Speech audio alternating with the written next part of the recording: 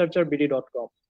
আজকের আলোচনায় মূলত যে ব্যাপারগুলো তুলে ধরা হবে তা হলো preparation for a scientific presentation, how to start a presentation like a master presenter, hack to draw the attention of the audience, body language in the conference, workshop, and symposium for presentation, dress code in presentation, features of a master presenter in the research world, PowerPoint secrets in research, ending of a presentation।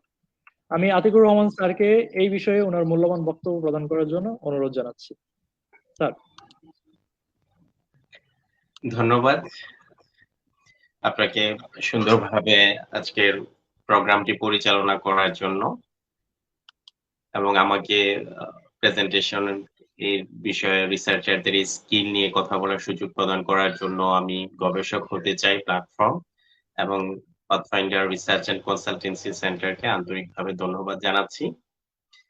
তো presentation এমন একটা বিষয়, এটা কিন্তু এখন আমাদের সবারই লাগে, কিন্তু আমাদের অনেকেরই আছে এরকম যাদের প্রেজেন্টেশনের নাম শুনলেই একটা ভয় কাজ করে, হাত পা ঘেমে যায়, শরীরে কাঁপুনি চলে আসে। আবার আমরা অনেকে এরকম আছি যে আমি যে কথাটা বলতে চাচ্ছি সেটা গুছিয়ে প্রেজেন্ট করতে পারছি না, কিন্তু আমার ভিতরে কথাটা আছে আমি বলতে পারছি না। এ ধরনের বিভিন্ন সমস্যার সম্মুখীন আমরা হয়ে থাকি যখন কোনো একটা প্রেজেন্টেশন আমাকে করতে হয়। তো যে জিনিসটা আমাকে করতেই হবে, তো এই জিনিসটা যদি আমি গুছিয়ে করতে পারি, অনেক প্রাঞ্জল ভাবে করতে পারি, আমার প্রেজেন্টেশনটা যদি অনেক স্পন্টেনিয়াস হয়, আমি যে প্ল্যাটফর্মেই থাকি না কেন, আমি একজন ছাত্র হই, শিক্ষক হই, গবেষক হই, আমার পরিচয় যাই হোক, আমি যে কথাগুলো বলতে চাচ্ছি বা আমি যে ইনফরমেশনটা থ্রো করতে চাচ্ছি, সেটা যদি আমার অডিয়েন্স বুঝতে পারে, তাহলে আমার অডিয়েন্সের মধ্যে অথবা আমার প্ল্যাটফর্মের মধ্যে কিন্তু আমার মূল্যায়নটা অনেক বেড়ে যাবে। আমি একজন শিক্ষক, আমার রিসার্চ ডেপথ অনেক বেশি, আমার সাবজেক্টিভ নলেজ অনেক ভালো, কিন্তু আমি যে কথাটা বলতে চাচ্ছি বা আমি যে লেকচারটা প্রোভাইড করতে চাচ্ছি সেটা যদি আমি গুছিয়ে সুন্দরভাবে প্রেজেন্ট করতে না পারি, আমার কাছ থেকে আমার স্টুডেন্টরা ঠিক ওইভাবে বেনিফিটেড হতে পারলো না যেভাবে আমি গুছিয়ে বললে হতে পারত। আবার আমরা যারা বিভিন্ন ব্যাকগ্রাউন্ডের স্টুডেন্ট আছি, টেকনিক্যাল ব্যাকগ্রাউন্ডের হোক, নন টেকনিক্যাল ব্যাকগ্রাউন্ডের হোক, কম বেশি আমাদেরকে কিন্তু প্রতি সেমিস্টারেই প্রেজেন্ট করতে হয়। সেটা গ্রুপ প্রেজেন্টেশন হোক, ইন্ডিভিজুয়াল প্রেজেন্টেশন হোক, আমাদেরকে কিন্তু প্রেজেন্ট করতে হয়। কিন্তু এই প্রেজেন্টেশনটা কিভাবে করতে হয়, প্রেজেন্টেশনের ভয়টা কিভাবে কাটিয়ে তোলা যায়, একটা প্রেজেন্টেশনকে কিভাবে অনেক বেশি আকর্ষণীয় করা যায়, প্রাঞ্জল করা যায়, শ্রুতি মধুর করা যায়, আমি যে বিষয়গুলো বলবো আমার অডিয়েন্স সেটা বুঝবে, পুরা প্রেজেন্টেশনের সময়টা আমি আমার অডিয়েন্সকে ধরে রাখবো, আমার আই কন্টাক্টটা কিরকম হবে, আমার বডি ল্যাঙ্গুয়েজটা কিরকম হবে, এই বিষয়গুলো যে শিখার বিষয়। এই জিনিসগুলো আমি আন্তরিকভাবে ধন্যবাদ জানাচ্ছি গবেষক হতে চাই প্ল্যাটফর্মকে। এই যে রিসার্চ করার জন্য যে অনেকগুলো প্রাসঙ্গিক স্কিল আছে যেটা একটা মানুষকে পরিপূর্ণ রিসার্চার হিসেবে বা গবেষক হিসেবে তুলে ধরার জন্য শুধু রিসার্চ নলেজ থাকলেই হয় না। এই রিসার্চটাকে ফুটিয়ে তোলার জন্য, এই রিসার্চটাকে রিকগনাইজড করার জন্য, পাবলিকেশনে নিয়ে যাওয়ার জন্য সারাউন্ডিং আরো কিছু স্কিল থাকে যেটা আমাকে রিসার্চ ওয়ার্ল্ডে হাইলাইটেড করবে, আমাকে আলাদা একটা পরিচিতি এনে দিবে। সেরকমই একটি স্কিল হচ্ছে প্রেজেন্টেশন স্কিল। তো আমি Atikur Rahman Sunny, director, pathfinder research and consultancy centre, আপনাদের সবাইকে স্বাগত জানাচ্ছি আমাদের আজকে presentation skill for researchers and academics প্রোগ্রামে। তো একটা প্রেজেন্টেশন আমরা যখন দিতে যাই বা শুরু করতে যাই, যখনই আমি ডায়াসে উঠেছি অথবা যখন আমি স্লাইড ওপেন করে কথা বলছি, তখন থেকেই কিন্তু আমার প্রেজেন্টেশন এর প্রিপারেশনটা এই জায়গা থেকে আমরা বেশিরভাগ মানুষ নেই। এজন্য যেটা হয়, হঠাৎ করে আমি একটা অডিয়েন্সের সামনে এসে আমি ঘাবড়ে যাই। কিন্তু একজন মাস্টার প্রেজেন্টার যদি আমি হতে চাই, তাহলে আমাকে প্রিপারেশন নিতে হবে ২ টা ভাগে। একটা হচ্ছে কিছু প্রিপারেটরি ওয়ার্ক লাগে একটা সাকসেসফুল প্রেজেন্টেশনের জন্য। আমাকে এটার জন্য কিছু প্রস্তুতিমূলক কাজ আছে। প্রথমে আমাকে চিন্তা করে নিতে হবে যে আমার উইক সাইড কোনগুলো, আমার স্ট্রং সাইড কোনগুলো।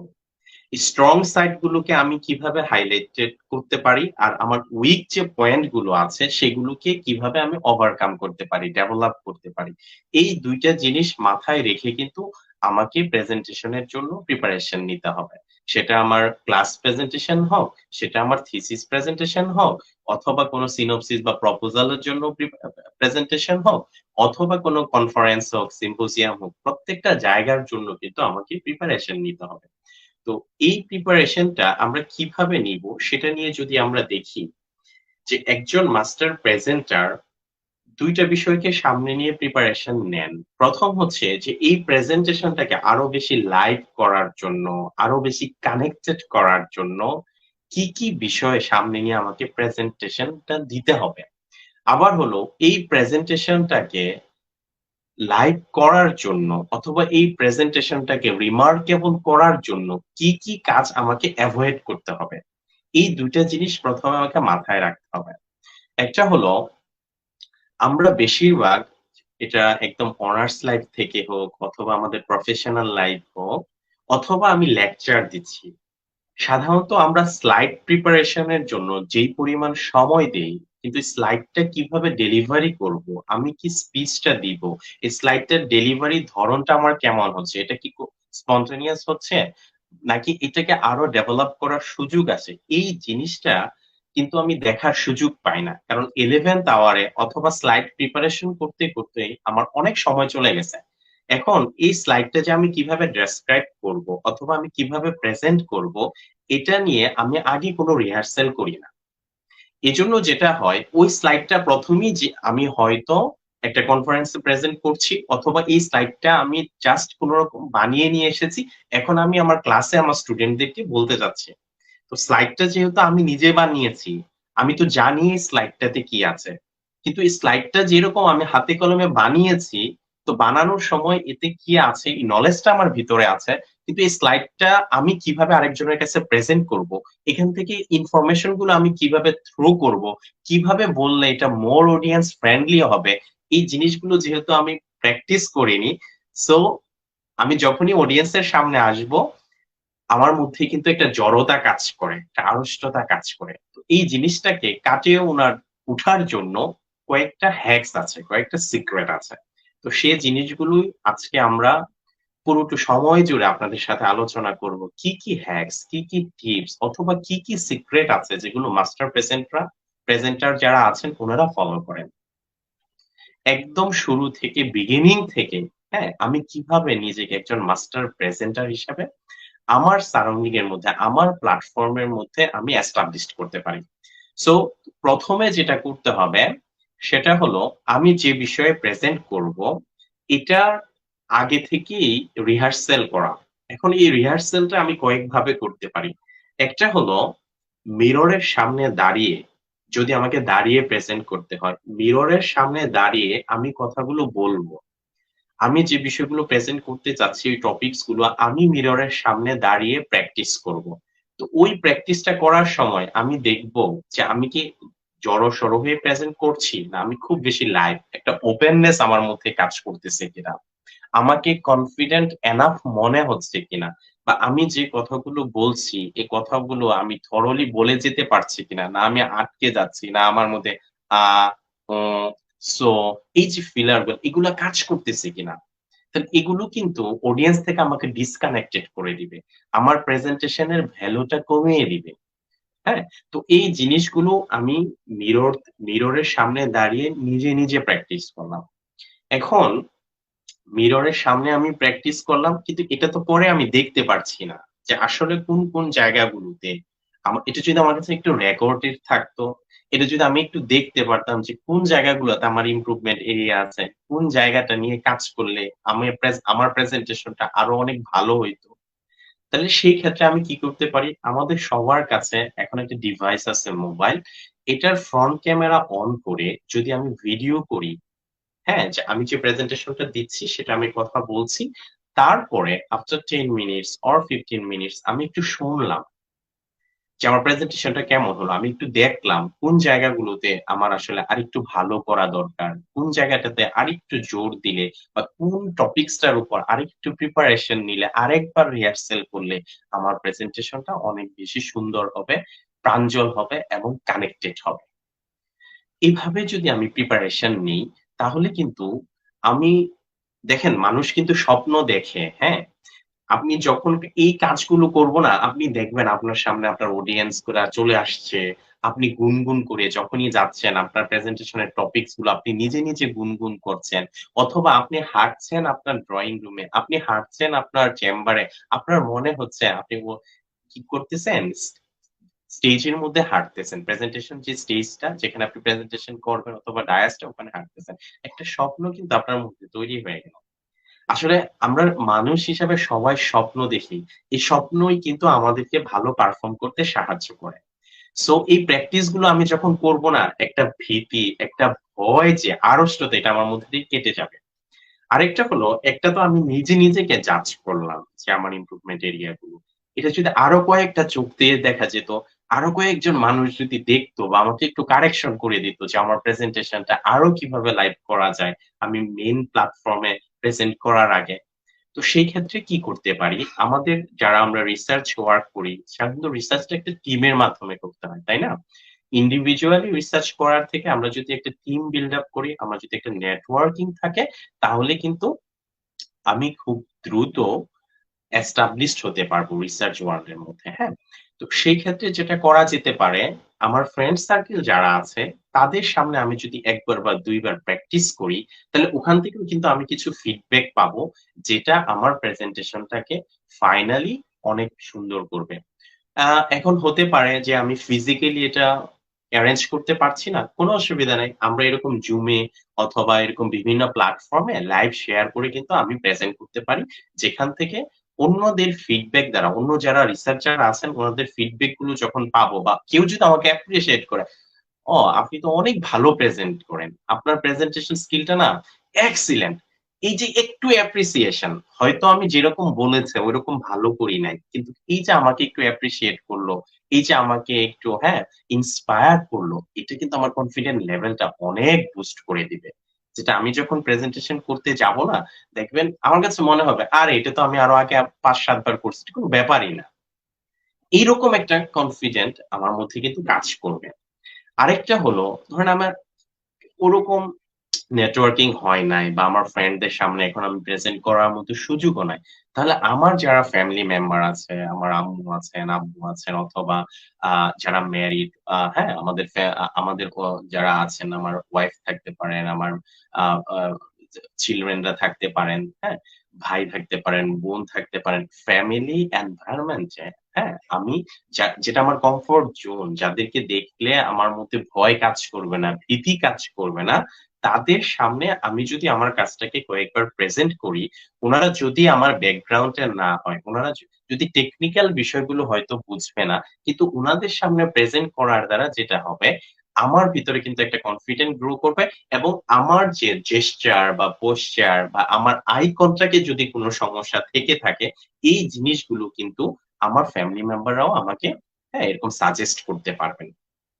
তাহলে দেখেন প্রিপারেশন এর ১ম হলো আমরা বলছি যে আমাকে পর্যাপ্ত রিহার্সাল করতে হবে অথবা প্র্যাকটিস করতে হবে আমার ওই প্রেজেন্টেশনটা সম্পর্কে। তারপর হলো আমার ড্রেস কোডটা সম্পর্কে আমাকে একটু চিন্তা ভাবনা করতে হবে যে আমি কাদের সামনে প্রেজেন্ট করব। আমার অডিয়েন্স কারা? অডিয়েন্সদের সম্পর্কে অথবা আমি যে বিষয়টার উপর প্রেজেন্ট করব, আমার টপিকটাও আমাকে একটু রিসার্চ করে যেতে হবে যে এই টপিকটা আমি কাদের সামনে প্রেজেন্ট করছি। আমি যদি 1 এর স্টুডেন্টদের সামনে প্রেজেন্ট করে থাকি, ওখানে আমার বলার ধরনটা যেরকম হবে, ওখানে আমি যে স্টোরি গুলো শেয়ার করব, হ্যাঁ? ওখানে আমি এটা নিশ্চয়ই যখন আমি একটা ইন্টারন্যাশনাল কনফারেন্স এ যাব, ওখানে সাধারণত যারা আমাদের আন্ডার গ্রেড স্টুডেন্ট আছেন, উনারাও যদি থাকে, উনারা কিন্তু একটু 1 এর স্টুডেন্ট হবেন না। তাই না? আরেকটু সিনিয়র স্টুডেন্ট হবেন। অথবা সাধারণত যারা পোস্ট গ্রাজুয়েশনে থাকেন অথবা বিভিন্ন রিসার্চ অর্গানাইজেশনে কাজ করছেন অথবা আমাদের বিভিন্ন ফ্যাকাল্টি যারা আছেন অথবা কর্পোরেট লেভেলে যারা কাজ করছেন, একটা লেভেল থাকবে। আমাকে বুঝতে হবে একই কথা সব লেভেলে সবভাবে বলা যায় না।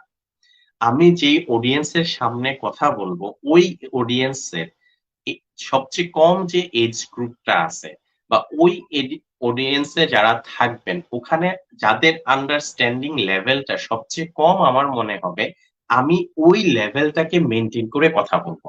তাহলে কি হবে, ওই কনফারেন্সে যারা আছেন বা ওই ক্লাসে যারা আছেন, আমি যদি ওই ক্লাসের মধ্যে যিনি একটু সবচেয়ে কম বুঝেন উনিও আমার কথাটা বুঝেন, এই অনুযায়ী যদি আমি আমার লেকচারটাকে রেডি করে নিয়ে যাই, আমার স্পিচটাকে ডেলিভার করি, তাহলে ওই ক্লাসের মধ্যে সবচেয়ে মেরিটোরিয়াস যিনি উনি তো এমনিই আমার কথাটা বুঝে যাবেন।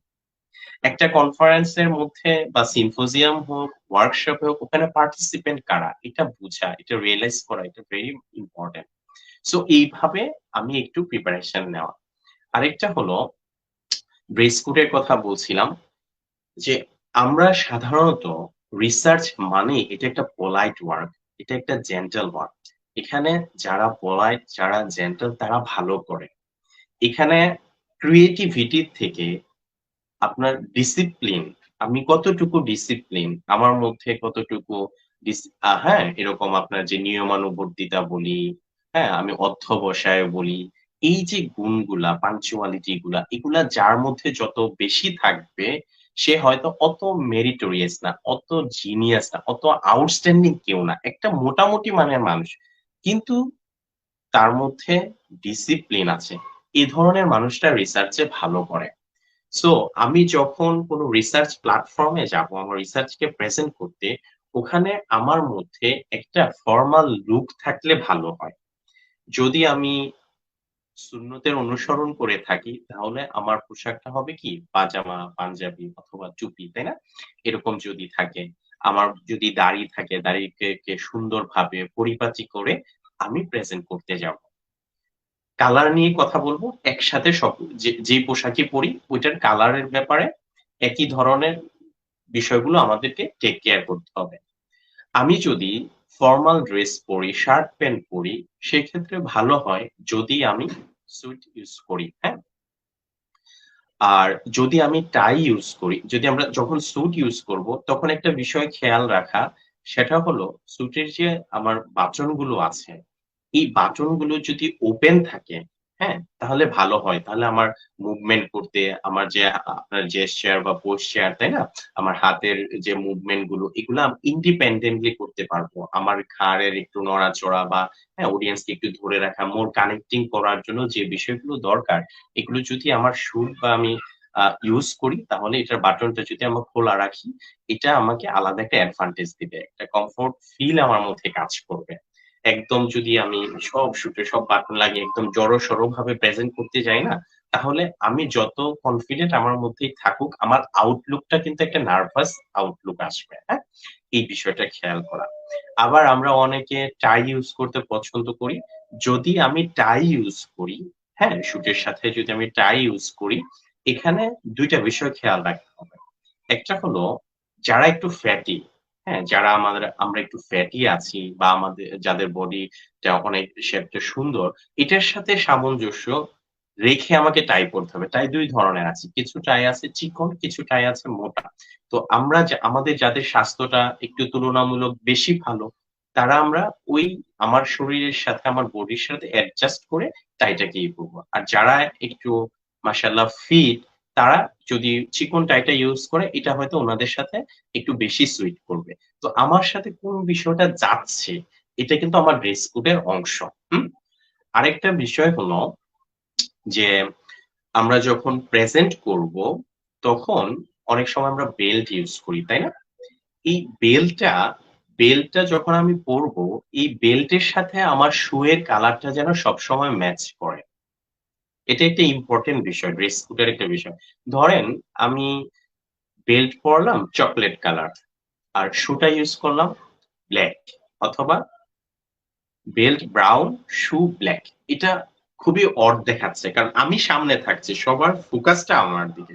এটা আমার কালার সেন্স সম্পর্কে একটা ধারণা দিয়ে দিবে। এজন্য সব সময় আমরা যখন ফর্মাল প্ল্যাটফর্মে প্রেজেন্ট করতে যাব, তখন আমার বেল্ট এবং শো এই ২ টা কালার যেন জুতার সাথে বেল্টের কালারটা যেন সবসময় ম্যাচ করে। যে কালারই হোক, এটা আমাকে একটু খেয়াল রাখতে হবে। আরেকটা হলো যেমন ধরেন সেমি ফরমাল যে প্ল্যাটফর্ম গুলো আছে, সেটা আমার ক্লাসে হোক অথবা কোনো আমার নিজের অর্গানাইজেশনে আমাকে প্রতিদিন অথবা মান্থলি অথবা উইকলি হয়তো আমাকে প্রেজেন্ট করা লাগতে পারে। সেই ক্ষেত্রে কিন্তু আমি একটা সেমি ফরমাল লুকে প্রেজেন্ট করতে পারি। আমি যদি স্যুট ইউজ নাও করি, আমি যদি টাই ইউজ নাও করি, অসুবিধা নাই। আমি একটা ফরমাল লুকে আমি প্রেজেন্ট করলাম। কিন্তু অবশ্যই একদম ক্যাজুয়াল না। টি-শার্ট বা তাই না? এই যে ক্যাজুয়াল যে লুকটা, এটা কি হবে? এটা আমার পার্সোনালিটিটাকে হালকা করে দিল। আমি যাদের সামনে প্রেজেন্ট করতে যাচ্ছি, হ্যাঁ? তাদের সামনে আমার পার্সোনালিটি কি হয়ে যাবে? হালকা হয়ে যাবে অনেকটা। সেজন্য এই বিষয়টা আমি খেয়াল রাখবো। ক্যাজুয়ালি আমি হয়তো আমার সারাউন্ডিং এর মধ্যে আমি যখন রিহার্সাল করছি, আমার ফ্রেন্ড সার্কেল এর মধ্যে, আমার ফ্যামিলি মেম্বার এর মধ্যে, আমার গ্রুপ মেম্বারদের মধ্যে আমি প্রেজেন্ট করতে পারি। কিন্তু যখন কোন একটা প্রোগ্রামে ফরমাল কোন জায়গায় আমি প্রেজেন্ট করব, তখন অবশ্যই আমার মধ্যে যেন ফরমাল অথবা সেমি ফরমাল একটা লুক থাকে। এটা আমাকে খেয়াল করতে হবে, হ্যাঁ? আর যারা ফিমেল আছেন, উনাদের ক্ষেত্রে একটা বিষয় খেয়াল রাখা, সেটা হলো যে খুব বেশি রং চটচটে যে কালার গুলো আছে, সেটা শাড়ি হোক অথবা অন্য কোনো ড্রেস হোক, খুব বেশি কালারফুল কোনো ড্রেস, এটা ফিমেলদের ক্ষেত্রেও মেলদের ক্ষেত্রেও। পাঞ্জাবি পরলেও পাঞ্জাবির কালারটা যেন খুব কটকটে না হয়। আমি যদি শার্ট পরি, এটার ক্ষেত্রেও কালারটা যেন খুব কটকটে না হয়, হ্যাঁ? একটা ডিসেন্ট কালার। মেল অথবা ফিমেল আমরা আমাদের ড্রেস কোডটা যেন ডিসেন্ট হয়। কালারটাও যেন ডিসেন্ট কালার হয়। এই বিষয়টা খেয়াল রাখা। আর আমাদের যারা ফিমেল রিসার্চাররা আছেন, ওরা আমরা খুব বেশি মেকআপ অথবা জুয়েলারি, হ্যাঁ? এই বিষয়গুলো যদি আমি এভয়েড করতে পারি, একটা ডিসেন্ট লেভেলে রাখতে পারি, তাহলে কিন্তু আমার লুকটা সুন্দর হবে, হ্যাঁ? রিসার্চ প্রেজেন্ট করার ক্ষেত্রে। তো এই বিষয়গুলো আমাদের খেয়াল রাখা। এটা হচ্ছে কিন্তু আমি এখনো প্রেজেন্টেশন এ কিন্তু শুরু করি নাই। এই বিষয়গুলো মানুষ কিন্তু আমাকে জাজ করবে। একটা কথা আছে, মানুষ আগে দর্শনধারী, তারপর গুণ বিচারী। আমি যখন প্রেজেন্ট করতে যাব, আমি কিভাবে যাচ্ছি, কি প্রিপারেশন নিয়ে যাচ্ছি, কি আমার বডি ল্যাঙ্গুয়েজটা কি, কিভাবে আমি অডিয়েন্স অডিয়েন্সের সামনে ১ম অ্যাপিয়ার করলাম, কিভাবে ১ম ই আমার অডিয়েন্সের সাথে আমি ইন্টারেকশন করলাম। এটা দেখেই কিন্তু মানুষ আমার সম্পর্কে একটা ধারণা নিয়ে নিবে। তো আরেকটা বিষয় হলো, আমি যখন প্রেজেন্টেশন করতে যাব, তখন আমার সাথে কয়েকটা বিষয় খেয়াল করা। সাথে নিয়ে যাওয়ার প্রয়োজন হলো। একটা হলো আমি যে স্লাইডটা প্রেজেন্ট করব, পাওয়ার পয়েন্টটা এটার একটা ব্যাকআপ রাখা। হতে পারে আমি যে কনফারেন্স অথরিটি উনাদের কাছে যে আমি স্লাইডটা শেয়ার করেছি অথবা যিনি হোস্ট আছেন উনার কাছে আমি দিয়েছি। কিন্তু উনার ল্যাপটপে অথবা উনার ডিভাইসে হয়তো আমার ফাইলটা সাপোর্ট করছে না। অথবা কোন কারণে এটা ভিজুয়ালাইজ করা যাচ্ছে না। তখন সেই ক্ষেত্রে কি করা যেতে পারে? আমি আমার মেইলে এটার একটা ব্যাকআপ রাখতে পারি। মেইলে এটার একটা ব্যাকআপ রাখতে পারি। অথবা আমি পেন ড্রাইভের মধ্যে আমার ওই স্লাইড গুলো পাওয়ার পয়েন্ট যে প্রেজেন্টেশনটা আছে সেটা প্রিজার্ভ করতে পারি। এভাবে আমি চলে গেলাম। তাই না? এখন সবকিছু ঠিক আছে, আমার স্লাইডও ওপেন হলো। এখন সমস্যা যেটা হলো, ওখানে আমাদের যে অ্যাডাপ্টার গুলো আছে, তাই না? HDMI এবং VGA ২ ধরনের অ্যাডাপ্টার আছে। এখন আমি প্রিপারেশন নিয়ে গেছি একরকম, কিন্তু গিয়ে দেখা গেল আমার আছে VGA, আমার ল্যাপটপে ওখানে হয়তো HDMI, তাহলে তো আমার প্রেজেন্টেশনটা ওখানে শো করছে না। তাহলে আমার সাথে ২ ধরনের যদি অ্যাডাপ্টার থাকে, ওখানে হোস্টের যে ধরনের অ্যারেঞ্জমেন্টই থাকুক না কেন, আমি কিন্তু আমার প্রেজেন্টেশনটা আমি করে আসতে পারব। ঠিক আছে না? তো এই বিষয়গুলো আমরা যখন প্রেজেন্টেশন নিব, এই বিষয়গুলোকে মাথায় রেখে আমাকে প্রেজেন্টেশনটা জন্য প্রিপারেশন নিতে হবে। এখন কিছু কাজ যেগুলো আমরা যদি না করি, তাহলে কিন্তু আমাদের প্রেজেন্টেশনটা অনেক সুন্দর হবে। ১ম হলো যে বিষয়টা, আমরা অনেকেই কি করি? আমরা যখন প্রেজেন্ট করতে যাই, হ্যাঁ? তখন আমরা যদি আমাদের কাছে অনেক সময় আমি কথা বলবো তো একটা হ্যান্ড নোট থাকে। আমি দেখে অথবা দেখে, দেখে কথা বললাম। অথবা স্লাইডের দিকে একদম তাকিয়ে কথা বললাম। হয় না এরকম অনেক সময়? এই ২ টাই কিন্তু ওয়ার্ড লুকিং। স্লাইডের দিকে তাকিয়ে কথা বলা অথবা হ্যান্ড ফ্লো দেখে কথা বলা। হ্যান্ড নোট যদি আমি দেখে কথা বলি, হ্যাঁ? আ একটা প্যারাগ্রাফ স্লাইডে আছে, আমি দেখে বাংলাদেশ ইস এ রিভারাইন কান্ট্রি, হ্যাঁ? এরকম পড়া শুরু করলাম। তাহলে কি হলো? শুরুতেই অডিয়েন্স আমার কাছ থেকে একটা ধারণা, "ও বুঝছি কি প্রেজেন্ট করবে।" নতুন কিছু নাই। সবাই তো এভাবেই করে। সবাই এই গড়পড়তা একটা প্রেজেন্টেশন হবে। শুরুতেই কিন্তু অডিয়েন্স আমার কাছ থেকে ডিসকানেক্টেড হয়ে গেল। একটা বিষয়। আরেকটা হলো আমরা অনেক সময় কি করি? গ্রুপ প্রেজেন্টেশন তো হাতে লিখে নিয়ে যাই। যে আমার পয়েন্টটা তো এটা, নিয়ে আমি হাতে লিখে নিয়ে যাই। তাই না? হয়তো আমি হ্যান্ড নোটও নেই নাই। আবার একটু যদি স্মার্ট হই আমি হয়তো স্লাইডের দিকে তাকিয়েও বলছি না, কিন্তু আমি হাতের দিকে তাকিয়ে প্রেজেন্ট করছি। আমি হয়তো দেখছি না, কিন্তু আমার সামনে শত, শত চোখ আমাকে দেখছে। তাই না? একটা প্রেজেন্টেশনে আমি কিভাবে দেখি, আমি কিভাবে বলি, আমি কিভাবে চলি, প্রত্যেকটা বিষয় কিন্তু ম্যাটার করে। এজন্য এই জায়গাগুলোতে আমাদেরকে চেষ্টা করতে হবে যেন আমার মধ্যে না আসে। কি বললাম? হ্যান্ড নোট দেখে আমরা প্রেজেন্ট করব না। ২ নাম্বার হচ্ছে একদম স্লাইডের দিকে বা ঘাড় এরকম বাঁকা করে তাকিয়ে, এরকম ভাবে আমি সবসময় তাকিয়ে থাকলাম। অডিয়েন্সকে ব্যাক সাইড দিয়ে আমি প্রেজেন্ট করব না। আরেকটা হলো আমি আমার হাত দেখেও আমি প্রেজেন্ট করতে যাব না। আমাকে দেখেই যেন আমি এত ওপেন থাকবো, আমাকে দেখেই যেন কিছু বলার আগেই যেন অডিয়েন্স বুঝে, না উনি যে বিষয়ে কথা বলবেন, উনাকে কনফিডেন্ট এনাফ মনে হচ্ছে, হ্যাঁ? এরকম যেন একটা গুড একটা ইমপ্রেশন অডিয়েন্স এর মধ্যে চলে আসে। ১ম আমাকে দেখে মানুষ যে ইমপ্রেশনটা ক্রিয়েট হবে অডিয়েন্স এর মধ্যে, এটা কিন্তু আসলে ম্যাটার করে। ১ম যদি আমাকে দেখে আমার অডিয়েন্স এর মধ্যে একটা ভালো ইমপ্রেশন চলে আসে, এটা কিন্তু মানে আমাকে অনেক অ্যাডভান্টেজ দিবে অডিয়েন্সকে শেষ পর্যন্ত ধরে রাখার ক্ষেত্রে। তাহলে আমরা কি বললাম? কিভাবে প্রেজেন্ট করব, কি কাজ করব না। ১ নাম্বার হ্যান্ড নোট ইউস করব না, স্লাইড দেখে পড়ব না। ২ নাম্বার হাতে লিখে পড়ব না। আরেকটা কাজ হলো আমরা এমন কোনো কথা বলব না, এটা যদি আমি কোনো এক্সাম্পল ইউস করতে চাই, অথবা আমি কোটেশন ইউস করতে চাই, অথবা আমি কোনো স্টোরি বলতে চাই, এটা যেন স্ল্যাং না হয়। আমি কি বলছি এটা থেকে কিন্তু মানুষ আমার ব্যক্তিত্ব সম্পর্কে একটা ধারণা নিয়ে নিবে, আমার টপিক সম্পর্কেও একটু ধারণা নিয়ে নিবে। আমি অডিয়েন্সকে কানেক্ট করার জন্য, তাই না? এমন কোনো জোকস বলব না, যেটার দ্বারা আমার সম্পর্কে, আমার অর্গানাইজেশন সম্পর্কে, আমার প্রেজেন্টেশন সম্পর্কে একটা নেগেটিভ ধারণা ক্রিয়েট হয়। হ্যাঁ?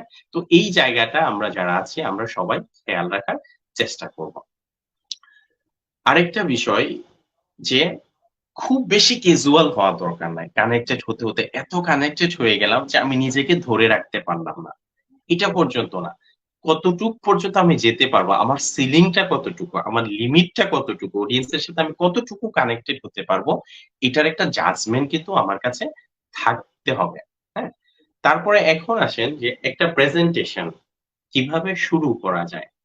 আপনারা দেখবেন আমরা যারা বিভিন্ন কনফারেন্সে হোক, সিম্পোজিয়ামে হোক, ওয়ার্কশপে হোক অথবা বিভিন্ন প্ল্যাটফর্মে আমরা যদি ক্লাস নেওয়ার সুযোগ থাকে, যেখানেই হোক একটা প্রেজেন্টেশন আমরা যখন শুরু করি অথবা একটা লেকচার যখন আমরা দেই, এটার কনসেনট্রেশন অডিয়েন্সের সবচেয়ে হাই থাকে অথবা পিকে থাকে যখন শুরু হয়। এখন শুরুটা যদি আমার আগে যারা প্রেজেন্ট করেছে তাদের সাথে আমার শুরুর মধ্যে যদি একটু পার্থক্য থাকে, আমার শুরুটা যদি একটু ডিফারেন্ট হয়, তাহলে কিন্তু শুরুতেই অডিয়েন্স একটু নড়ে চড়ে বসবে। আরে চমৎকার তো! একটু তো ডিফারেন্ট মনে হচ্ছে। এখান থেকে হয়তো ডিফারেন্ট কিছু পাওয়া যাবে। বা এখান থেকে আমি এমন কিছু পাবো যেটা আমার ক্যারিয়ারে অথবা আমার প্রেজেন্টেশন এ অথবা আমার পার্সোনালিটির মধ্যে ভ্যালু এড করবে। শুরুতেই একটা কিন্তু পজিটিভ ইমপ্রেশন আমার ক্রিয়েট হয়ে গেল। তাই না? এখন শুরুটা আমরা কিভাবে করতে পারি? এমনিতেই দেখবেন আমরা বিভিন্ন প্ল্যাটফর্মে যদি আমরা প্রেজেন্টেশন শিখতে চাই, সেটা আমাদের দেশে হোক, দেশের বাহির হোক, এখানে কিছু টিপস বলে দেয়, যেমন 5 টিপস, 10 টিপস, তাই না? একজন সাকসেসফুল প্রেজেন্টার হওয়ার জন্য বা একটা ভালো প্রেজেন্টেশন শুরু করার জন্য। আজকে আমরা গবেষক হতে চাই এবং পাথফাইন্ডার রিসার্চ অ্যান্ড কনসালটেন্সি সেন্টারের এই যে যৌথ প্রয়াস, আমাদের ইনিশিয়েটিভটা ভিন্ন কোন জায়গা থেকে? এই জিনিসগুলো আমরা বলবো, যে জিনিসগুলো কেউ বলে না, যে জিনিসগুলো সহজে পাওয়া যায় না। কিন্তু একজন রিসার্চার মর্মে প্রতিটা মুহূর্তে এই জিনিসগুলোর অভাব ফিল করেন। এই জিনিসগুলো কিন্তু আমরা ডিসকাস করব। আপনাকে একটা বলে দিল যে আপনি একটা স্টোরি দিয়ে শুরু করতে পারেন, তাই না? যেটা অনলাইনে এভেইলেবল। অথবা আপনি একটা কোয়েশ্চেন আস্ক করে শুরু করতে পারেন। অথবা আপনি উম কোন একটা নাম্বার থেকে শুরু করেন। কিন্তু এটা আমি কিভাবে রিলেট করব? আমার প্রেজেন্টেশন এর সাথে এটা কিভাবে যাবে? একজন এগ্রিকালচার ব্যাকগ্রাউন্ড থেকে আসছে, কেউ মেডিকেল থেকে আসছে, কেউ ইঞ্জিনিয়ারিং থেকে আসছে, কেউ সোশ্যাল সায়েন্স থেকে আসছে, কেউ মাইক্রোবায়োলজি থেকে আসছে, কেউ ফার্মেসি থেকে আসছে, তাই না? একজন রিসার্চ তো আপনি বিভিন্ন ডাইমেনশন থেকে করতে পারেন। কিন্তু আমার স্টার্টিংটা তো রিমার্কেবল করতে হবে। এটা আমি কিভাবে করব? এটার সহজ কিছু টিপস অ্যান্ড হ্যাকস নিয়ে আজকে আমরা কথা বলব।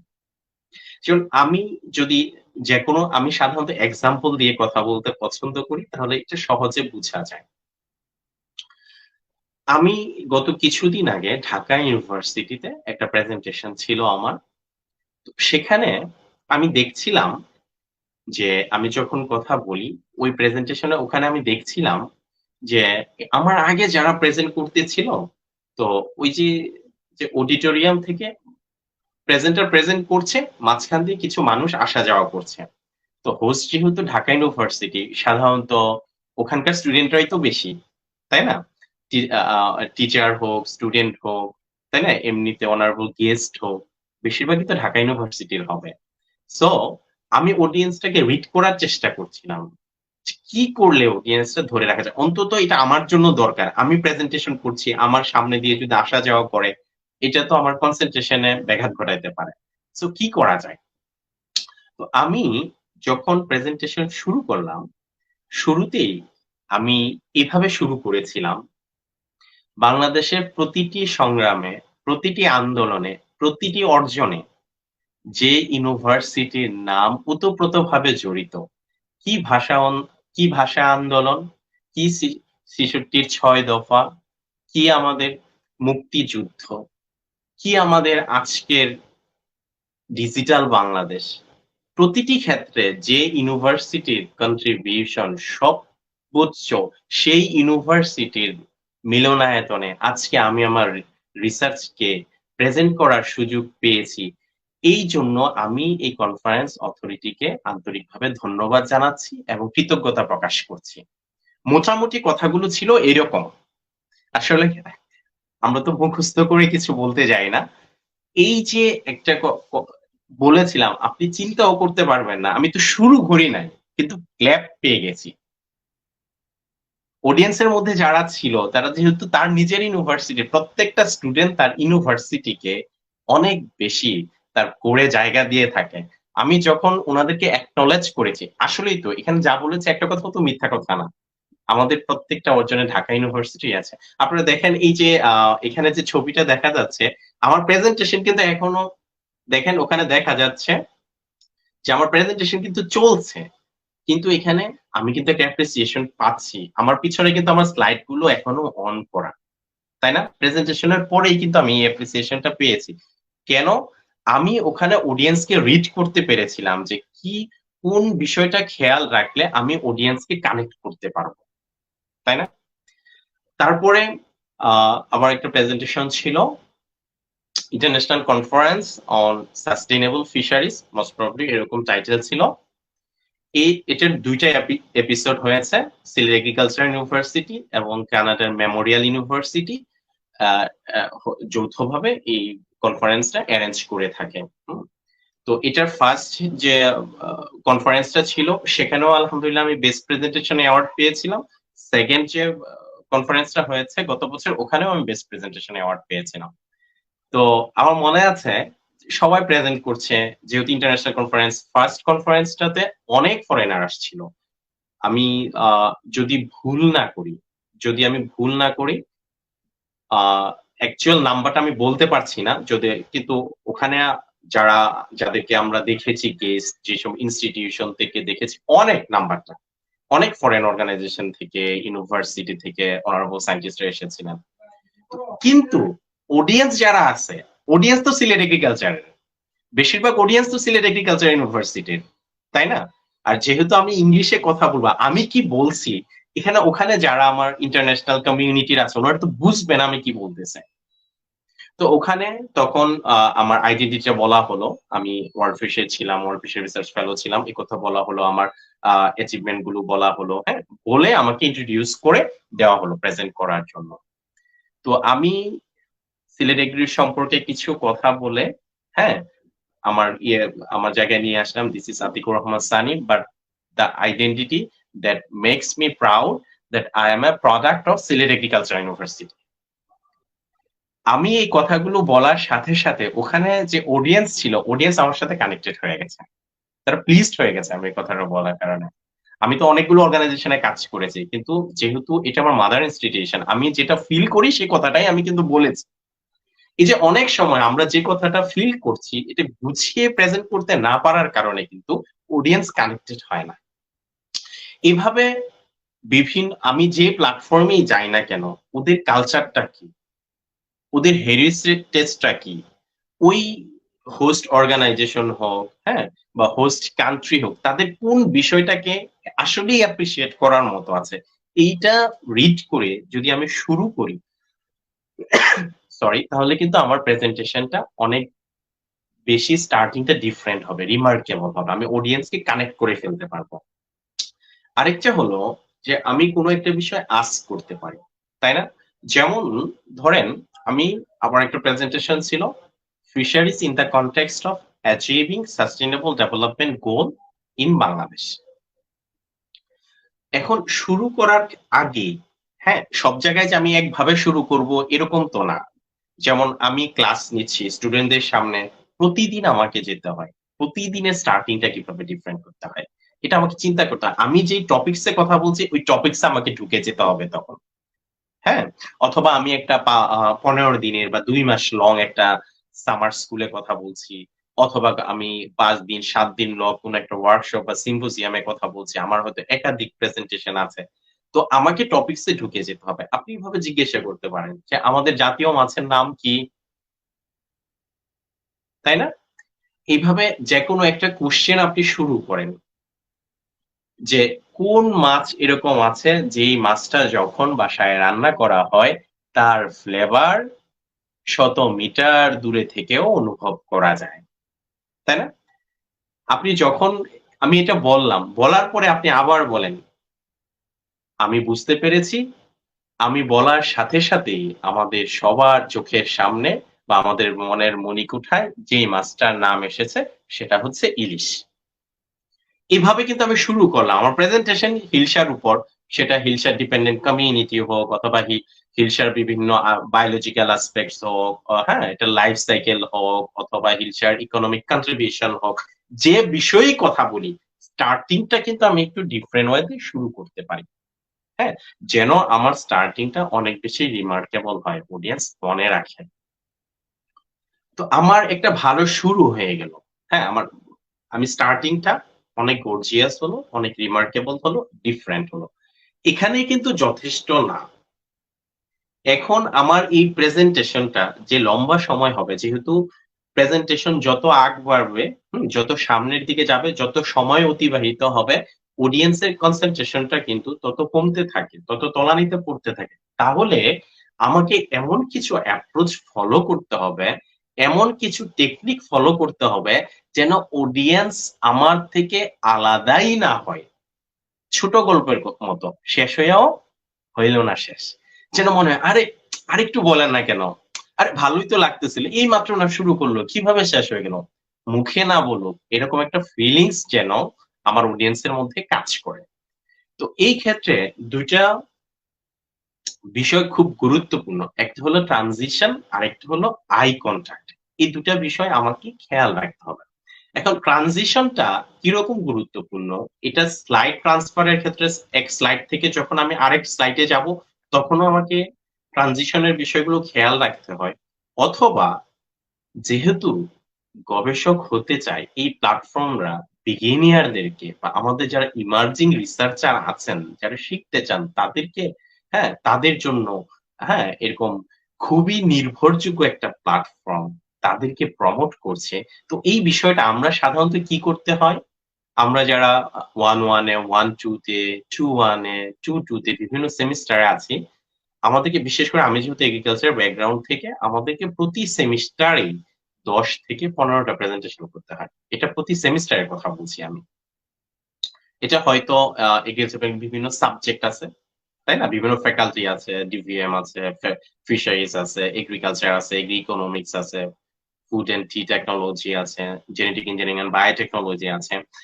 একেকটা ফ্যাকাল্টি ভেদে হয়তো নাম্বারটা কম বেশি হতে পারে। কিন্তু একটা ভালো অ্যামাউন্টের প্রেজেন্টেশন কিন্তু আমাদের সবাইকে করতে হয়, একটা ভালো ফিগারে। সো এখানে অনেক ক্ষেত্রে আমাদেরকে যেটা করতে হয়, একটা গ্রুপ ওয়ার্ক করতে হয়। গ্রুপ প্রেজেন্টেশন দিতে হয়, তাই না? একটা প্রেজেন্টেশনে আমরা কয়েকজন প্রেজেন্ট করে থাকি। এখানে আপনারা যদি আমার স্লাইড গুলোতে আমি যে পিকচার গুলো সেট করেছি, প্রত্যেকটা পিকচারের পিছনে একটা স্টোরি আছে, একটা অবজেক্টিভস আছে। কেন আমি এই পিকচার গুলো এখানে দিলাম? তো ট্রানজিশনের ক্ষেত্রে সবচেয়ে বড় যে বিষয়টা হয়, সেটা হলো একসাথে হয়তো ৩ জন, ৫ জন, ৭ জন, হোয়াটএভার দ্য নাম্বার, এক মানে একের অধিক রিসার্চার, মেম্বার, স্টুডেন্ট প্রেজেন্ট করে। তো এই ট্রানজিশনটার সময় দেখা গেল আমি যে বিষয়টা নিয়ে কথা বলছি, তাই না? কথা বলার সময় আমি হঠাৎ করে থেমে গেলাম। থেমে গিয়ে পরের স্লাইড থেকে বলবেন আব্দুল্লাহ। পরের স্লাইড থেকে বলবেন আব্দুর রহিম। এইভাবে বললাম। কি হলো? একটা ব্রেকডাউন হয়ে গেল কিন্তু আমার প্রেজেন্টেশন থেকে। তো যিনি শুরু করবেন, উনি এসে কোন জায়গাটা থেকে শুরু করবেন? এজন্য এই যে আমাদের যে ট্রানজিশনটা, এই ট্রানজিশনটা যেন খুব বেশি স্মুথ হয়, এটার বিষয়ে খেয়াল রাখতে হবে। যেমন আমরা সাধারণত প্রেজেন্টেশনের শুরুতে, তাই না? একটা কথা বলছিলাম যে সবাই কি দিয়ে শুরু করে? Welcome to my presentation. তাহলে এই ওয়েলকাম টু মাই প্রেজেন্টেশন তো এটা সবাই বলে, তাই না? এখান থেকে ডিফারেন্ট ওয়েতে আমি শুরু করলাম একটা স্টোরি দিয়ে, অথবা একটা, তাই না, অ্যাপ্রিসিয়েশন করে, অথবা অ্যাকনলেজ করে, অথবা একটু ডিফারেন্ট ওয়েতে আমি শুরু করলাম।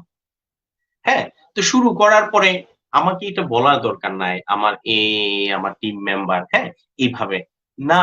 আমি শুরু করার পরে আমি কথা বলবো, আমি আমার নামটা বলবো, হ্যাঁ, যে দিস ইজ আমার আমার যারা টিম মেম্বার আছে, আমি বললাম দিস ইজ আতিকুর রহমান সানি। আমার টিম মেম্বার হয়তো বললো মাইসেলফ, হ্যাঁ, মাইসেলফ আবির হাসান। আর একজন বলল, হ্যাঁ, আই এম সাবির হোসেন। এভাবে প্রত্যেকটা কিন্তু দেখেন একটু ডিফারেন্ট হচ্ছে, একটু ডিফারেন্ট হচ্ছে। এটা কিন্তু আমার টিমকে অন্য টিমগুলো থেকে আলাদা করে দিচ্ছে। এখন আমি একটা জায়গায় যখন এই ট্রানজিশনটা করব, বা একের অধিক আমার টিম মেম্বার থাকবে, আরেকটা বিষয় খেয়াল রাখার, ধরেন যিনি প্রথমে কথা বললো, উনার খুব বেশি লাইভ, খুব বেশি স্পন্টেনিয়াস, উনার ভয়েস অনেক লাউড। তারপরে যিনি কথা বলছেন উনার প্রেজেন্টেশন স্কিল অনেক ভালো, জেস্চার ভালো, পোশ্চার ভালো, তাই না? মুভমেন্টটা অনেক সুন্দর। কিন্তু ভয়েসটা খুব সফট। ভয়েসটা খুব সফট। এখানে কিন্তু একটা বাড়ি খেয়ে গেল মানুষ। শুনতেছে খুব, মানে একটা ভয়েস, একটা লেভেল থেকে কথা শুনছে। তারপরে একদম টিউনটা খুব নিচে নেমে গেল। তাহলে কি হলো? এখানেও কিন্তু একটা ব্রেকডাউন হলো। এই বিষয়টাও খেয়াল রাখার মতো। আমরা যখন টিম মেম্বার দেরকে সেট করব, কে কখন কথা বলবে, এখানে খেয়াল রাখা যে কার ভয়েসের টিউনটা কত শার্প, কে কতটুকু সফট। এটার মধ্যে যেন একটা ম্যাচ থাকে, একটা সামঞ্জস্য থাকে, একটা ভারসাম্য থাকে। এইভাবে যদি আমরা টিম মেম্বারদেরকে সিলেক্ট করে নেই, তাহলে কিন্তু এই যে ট্রানজিশনটা হবে, এটা কিন্তু আমার অডিয়েন্সকে ডিসকানেক্টেড করবে না, বা এটার কোনো নেগেটিভ ইমপ্যাক্টও আমার অডিয়েন্সের উপর পড়বে না। আরেকটা হলো, আমরা যখন যিনি প্রেজেন্ট করেন, দেখা যাচ্ছে সব দায়িত্ব ওনার। উনি প্রেজেন্ট করতেছেন, উনি অডিয়েন্সের দিকে ধরে রাখতেছেন, ভয় কাজ করলেও ওনার মধ্যে কাজ করতেছে, এক্সাইটমেন্ট কাজ করলেও ওনার মধ্যে কাজ করতেছে। আমরা কি করতেছি? বাকি যারা টিম মেম্বার আছি নিজেদের মধ্যে একটু গল্প করতেছি। নিজেদের মধ্যে কোনো একটা বিষয় হয়তো এই প্রেজেন্টেশনের বিষয়ে হয়তো আমরা ডিসকাস করতেছি যে আমি এটা এইভাবে বলবো বা এই জিনিসটা কি, এরকম কোশ্চেন জিজ্ঞেস করতেছি। এটাও কিন্তু খুবই মানে অড দেখায়। যারা টিম মেম্বার আছেন তারা তো সামনে, আমি হয়তো মনে করছি আমি আমার টিম মেটের সাথে কথা বলতেছি, কিন্তু আমি যদি আমার যিনি টিম মেম্বার আছেন উনার প্রেজেন্টেশনটাকে যদি আমি ভ্যালু না দিই, আমি যদি না শুনি, আমি যদি কনসেনট্রেট করতে না পারি, তাহলে আমার অডিয়েন্স কি করবে? এখানে দেখেন ফার্স্ট যে পিকচারটা, এখানে আমি কথা বলছি একদমই কিন্তু না আমি ল্যাপটপের দিকে তাকিয়ে কথা বলছি, না আমি স্লাইডের দিকে তাকিয়ে কথা বলছি।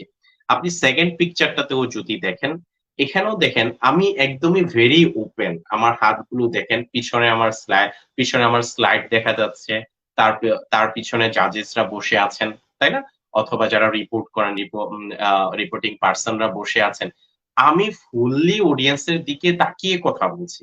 আমাকে দেখে কিন্তু বোঝা যাচ্ছে আমি যে বিষয়টা বলতে চাচ্ছি, এই বিষয়টার সম্পর্কে আমি খুব ভালোভাবে জানি এবং আমার খুবই কনফিডেন্ট আছে, এনাফ কনফিডেন্ট রেখে আমি কথা বলছি এবং আমি যে বিষয়টা বলছি, আমি বুঝে শুনেই বলছি। এই জিনিসটা কিন্তু এখানে কাজ করছে। এবং দেখেন ফার্স্ট ইয়েতে আমার যারা টিম মেম্বার আছেন, উনারা ৩ জনই কিন্তু কেউ কিন্তু না স্লাইডের দিকে তাকানো, না অন্য কোনো দিকে তাকানো, না নিজেদের মধ্যে কথা বলছে। উনারা কিন্তু দেখেন আমার দিকে মুগ্ধ হয়ে তাকিয়ে আছে। অথবা খুব মনোযোগ সহকারে আমার কথাটা শুনছেন। ইয়েস, আমার টিমমেট যে কথাটা বলছেন এটা রাইট এবং এটাই উনি যে বিষয়টা বলতে চাচ্ছেন এটা খুবই ভ্যালুয়েবল একটা কিছু, গুরুত্বপূর্ণ একটা কিছু। ইম্পোর্টেন্ট একটা টপিকস উনি প্রেজেন্ট করতে যাচ্ছেন যেটা আসলেই মনোযোগ সহকারে শোনার দাবি রাখে। আমাদের দেখেন বডি ল্যাঙ্গুয়েজ গুলা, আমাদের যে অ্যাটিচিউড গুলা, এটা কিন্তু অডিয়েন্সকে অ্যাট্রাক্ট করতেছে এখানে। আচ্ছা, এখন দেখেন আমার থার্ড পিকচারে আমি কথা বলছি। এটা থাইল্যান্ডের একটা কনফারেন্সে ছিল। হ্যাঁ, থাইল্যান্ডের একটা কনফারেন্স। ওখানে আমি কথা বলছি, দেখেন এখানে আমার সামনে যারা আছে বেশিরভাগই ফরেনিয়ার। কিন্তু আমি এমন ভাবে কথা বলছি, আমি পিছনের দিকে আমার স্লাইডের দিকে তাকানো না, আমার সামনে যে ল্যাপটপ আছে ল্যাপটপের দিকে তাকানো না, আমি অডিয়েন্সের সাথে কথা বলছি, মনে হচ্ছে যেন আমি চোখে চোখ রেখে কথা বলছি। এখানে দেখেন আমাদের একজন সম্মানিত সায়েন্টিস্টকে দেখা যাচ্ছে, দুজনকে দেখা যাচ্ছে। ২ জনই কিন্তু একদমই পুরা আমার দিকে অথবা আমার স্লাইডের দিকে তাকিয়ে আছেন। উনারা কিন্তু মানে এই প্রেজেন্টেশনটার সাথে কানেক্টেড হয়ে গেছেন। এখান থেকে কিন্তু সরা না। এরকম না যে উনারা সরে গেছেন বা ওরা এখান থেকে ডিসকানেক্টেড হয়ে গেছেন, মোবাইল টিপতেছেন অথবা তাই না? মোবাইলে কোনো কিছু স্ক্রল করতেছেন। উনার ভালো না লাগলে এটা তো জোর করে আপনি একজনকে ধরে রাখতে পারবেন না। তাই না? মানুষের ভালোবাসা, মানুষের শ্রদ্ধা, মানুষের ভালো লাগা এটা তো জোর করে আদায় করা যায় না। এটা তো ভিতর থেকে আসতে হয়। আর এটা আসবে তো আমার পারফরম্যান্স এর দ্বারা। তো আমি কথা বলছি দেখেন একদমই উনারা কিন্তু আমার সাথে কানেক্টেড। পুরো অডিয়েন্সটা কিন্তু আমার সাথে কানেক্টেড। আমি যেন সবার সাথে ওয়ান টু ওয়ান কথা বলছি। সবাই কিন্তু মনে করছে আমি উনার দিকে তাকিয়েই কথা বলছি। এটা কিন্তু আমার এই যে রিদমটা, হ্যাঁ, আমার যে প্রেজেন্টেশনটা এটা কিন্তু অনেক বেশি লাইভ করেছে। হ্যাঁ? তো এই জিনিসগুলো আমাদেরকে খেয়াল রাখতে হবে যেন প্রেজেন্টেশনটাকে আমরা যখন করব রিদমকে ধরে রাখার ক্ষেত্রে এই বিষয়গুলো আমাদেরকে খেয়াল রাখতে হবে। এখন আমরা যদি চিন্তা করি যে আমাদের আই কনট্যাক্টটাকে আমরা কিভাবে ধরে রাখতে পারবো। এখানে আরেকটা পিকচার আমি আপনাদেরকে একটু দেখাচ্ছি কাইন্ডলি। এখানে দেখেন, এখানে একটা পাবলিক প্রোগ্রামে আমি আমার রিসার্চটাকে প্রেজেন্ট করতে গিয়েছি। কারা? যারা বেনিফিশিয়ারি। হুম? আমাদের একটা টেকনোলজি আমি প্রেজেন্ট করছি এখানে। এখানে দেখেন আমি যে কথা বলছি, আমার হাতটা দেখেন, আমার বডি ল্যাঙ্গুয়েজটা আপনারা একটু খেয়াল করেন। মানে পুরো অডিয়েন্স আমার দিকে তাকিয়ে আছে এবং প্লিজেন্ট একটা লুক আমার মধ্যে কাজ করছে। যে আমি যে বিষয়টাতে কথা বলছি, খুবই কনফিডেন্স সাথে কথা বলছি। আমি যে রিসার্চটা ওখানে প্রেজেন্ট করছি, এই রিসার্চটা আসলে এখানে যারা অডিয়েন্স আছেন তাদের সবার কাছে এই বিষয়টা শোনা, এই রিসার্চ সম্পর্কে নলেজ গ্যাদার করা অথবা ওই যে টেকনোলজিটা আমি প্রেজেন্ট করছি ওই টেকনোলজিটা অ্যাডপ্ট করা, এটা সবার জন্য প্রয়োজন। এবং আপনি মাথা এখানে যারা আছেন ওনাদের মাথাগুলো যদি দেখেন সবাই কিন্তু আমার সাথে ভেরি মাচ কানেক্টেড। তো এই যে কানেক্টিভিটিটা, এই যে ইন্টারাকশনটা, এটা আমি কিভাবে মেনটেন করব, এই বিষয়গুলো কিন্তু খেয়াল করে। এই যে আই কন্ট্যাক্ট আমি বললাম, এই আই কন্ট্যাক্টের সাথে ইন্টারাকশনের রিলেশন আছে। আবার আমার যে ট্রানজিশনটা আছে, এই ট্রানজিশনের সাথে আমার বডি ল্যাঙ্গুয়েজের একটা ওতপ্রোত সম্পর্ক আছে। আবার ট্রানজিশনের সাথে আমি বলেছিলাম যে টিউন, যে আমি কোন ভয়েসে কথা বলছি, আমার টিমমেটরা কোন ভয়েসে কথা বলছে, এটা নির্ভর করে। কিন্তু টিউনের কথাটা এখানে আমি বলি, টিউনটা শুধু যে ভয়েসের এফেক্টটা যেটা, এটা শুধু গ্রুপ প্রেজেন্টেশনের ক্ষেত্রে না, এটা কিন্তু আমি ইন্ডিভিজুয়াল রিসার্চার হিসাবে যখন প্রেজেন্ট করব তখন এটা গুরুত্বপূর্ণ আমার অডিয়েন্সকে কানেক্ট করার ক্ষেত্রে। যেমন ধরেন পদ্মা সেতু, পদ্মা সেতু নিয়ে আমি কথা বলছি, যে কোনো একটা রিসার্চ করা হয়েছে যেখানে অর্থনীতিতে বা আমাদের ইকোনমিক্সে পদ্মা সেতুর কন্ট্রিবিউশনটা কি, এটা কিভাবে বুস্ট আপে হেল্প করবে, এটা নিয়ে একজন রিসার্চার প্রেজেন্ট করছে। এভাবে বলল পদ্মা সেতু আমাদের দক্ষিণে 17টা ডিস্ট্রিক্টকে কানেক্ট করেছে, যার ফলে মানুষ পেশেন্টকে হসপিটালে নেওয়ার ক্ষেত্রে হোক অথবা কৃষিজাত পণ্য হোক, এগুলো ট্রান্সপোর্টেশনের ক্ষেত্রে অনেক বেশি সুবিধা পাচ্ছে। যেহেতু কাঁচামাল পচে যাচ্ছে না, সেই ক্ষেত্রে কৃষকরা এখানে বেনিফিটেড হচ্ছে। আর কৃষক যেহেতু বেনিফিটেড হচ্ছে, রিটেইলার বেনিফিটেড হচ্ছে, হোলসেলার বেনিফিটেড হচ্ছে, as a whole total country, হ্যাঁ আমাদের কান্ট্রির হোল ইকোনমিক্স এখান থেকে ইকোনমিটা বেনিফিটেড হচ্ছে। এটা একটা কথা। এভাবে একজন প্রেজেন্ট করছে, আরেকজন প্রেজেন্ট করছে পদ্মা সেতু। এটা শুধু একটা সেতু না, এটা বাংলার হাজারো লাখো মানুষের স্বপ্নের একটা সফল বাস্তবায়ন। যে স্বপ্ন, যে সেতু বাংলাদেশের 1/3 অঞ্চলের মানুষের অর্থনৈতিক মুক্তির দ্বার উন্মোচন করেছে। দুইজনই প্রেজেন্ট করেছে। দেখেন একজন কিন্তু কোনো ইনসাইটেই যায় নাই, এটা না এগ্রিকালচার সেক্টরকে হেল্প করছে, না হেলথ সেক্টরকে হেল্প করছে, কোনো জায়গায় যায় নাই। কিন্তু বলার ধরনটা, যে টিউনটা এখানে ইউজ করা হয়েছে, বলেন তো কোন কোন এই যে দুইজনের মধ্যে কে অডিয়েন্সকে ধরে রাখতে পারবে, কার টপিকটা অডিয়েন্সকে টাচ করবে? এটা কিন্তু একটা বিষয়, একই বিষয়ে আমি কথা বলছি, কিন্তু আমি কিভাবে বলছি, আমি কিভাবে প্রেজেন্ট করছি, তাই না, কোন ভোকালে আমি কথা বলছি, এটা কিন্তু অনেক ইম্পর্টেন্ট। এখন আমাদের বডি ল্যাঙ্গুয়েজটা কিভাবে ম্যাটার করে দেখেন। আমি একটা জায়গায় প্রেজেন্ট করছি, এখন আমি হাতকে পকেটে রেখে কথা বলছি, হতে পারে না পকেটে রেখে, যেমন এক হাতে আমার ইয়ে আছে, হ্যাঁ আমার সাথে মাউস আছে অথবা পয়েন্টার আছে, তাই না, এটা নিয়ে আমি কথা বলছি।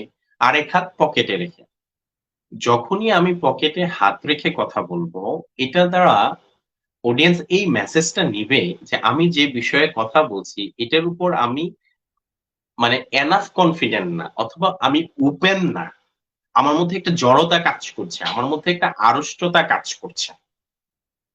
হ্যাঁ, আমি আবার দেখা গেল যে আমি হাতকে এইভাবে কথা বলছি, ভাঁজ করে ফোল্ড করে, হ্যাঁ আমি দাঁড়িয়ে কথা বলছি, এটাও কিন্তু আমার সম্পর্কে একটা নেগেটিভ ইনফরমেশন থ্রো করবে। তো প্রেজেন্টেশন আমি যখন করব, আমার একদম খুব বেশি কুজু হয়ে, খুব বেশি হ্যাঁ হেলে, ডান দিকে কাত হয়ে অথবা বাম দিকে কাত হয়ে যদি আমি দাঁড়িয়ে প্রেজেন্ট করি, এরকম না। আমি খুবই ওপেন থাকবো, স্ট্রেট ফরওয়ার্ড ভাবে আমি প্রেজেন্ট করব, একদমই নরমাল ভঙ্গিতে। আমার হাত খুব বেশি দাবাদাবি করবে না, খুব বেশি নাড়াচাড়া করবে না, জেন্টাল একটা মুভমেন্ট হবে যেটা ন্যাচারালি চলে আসে, আমি কথা বলার সময় আমার হাত চলে আসে। আপনারা খেয়াল করবেন আমি যে পুরো সময়টা ধরে কথা বলছি, আমি কিন্তু বসে কথা বলছি আমার চেম্বারের মধ্যে, কিন্তু আমি কিন্তু স্পন্টেনিয়াসলি কথা বলছি, এখানে কোনো কিছু মানে আর্টিফিশিয়াল কিছু নাই, এখানে কোনো অ্যাক্টিং নাই, এখানে কোনো অভিনয় নাই, আমি জোর করে নিজেকে লাইভ রাখার চেষ্টা করছি না, আমি আসলে লাইভ হয়েই কথাটা বলতেছি। আমি যে কথা বলছি এটার সাথে আমার ফুল বডি কিন্তু আমাকে সাপোর্ট দিচ্ছে। এটা একটা বিষয়।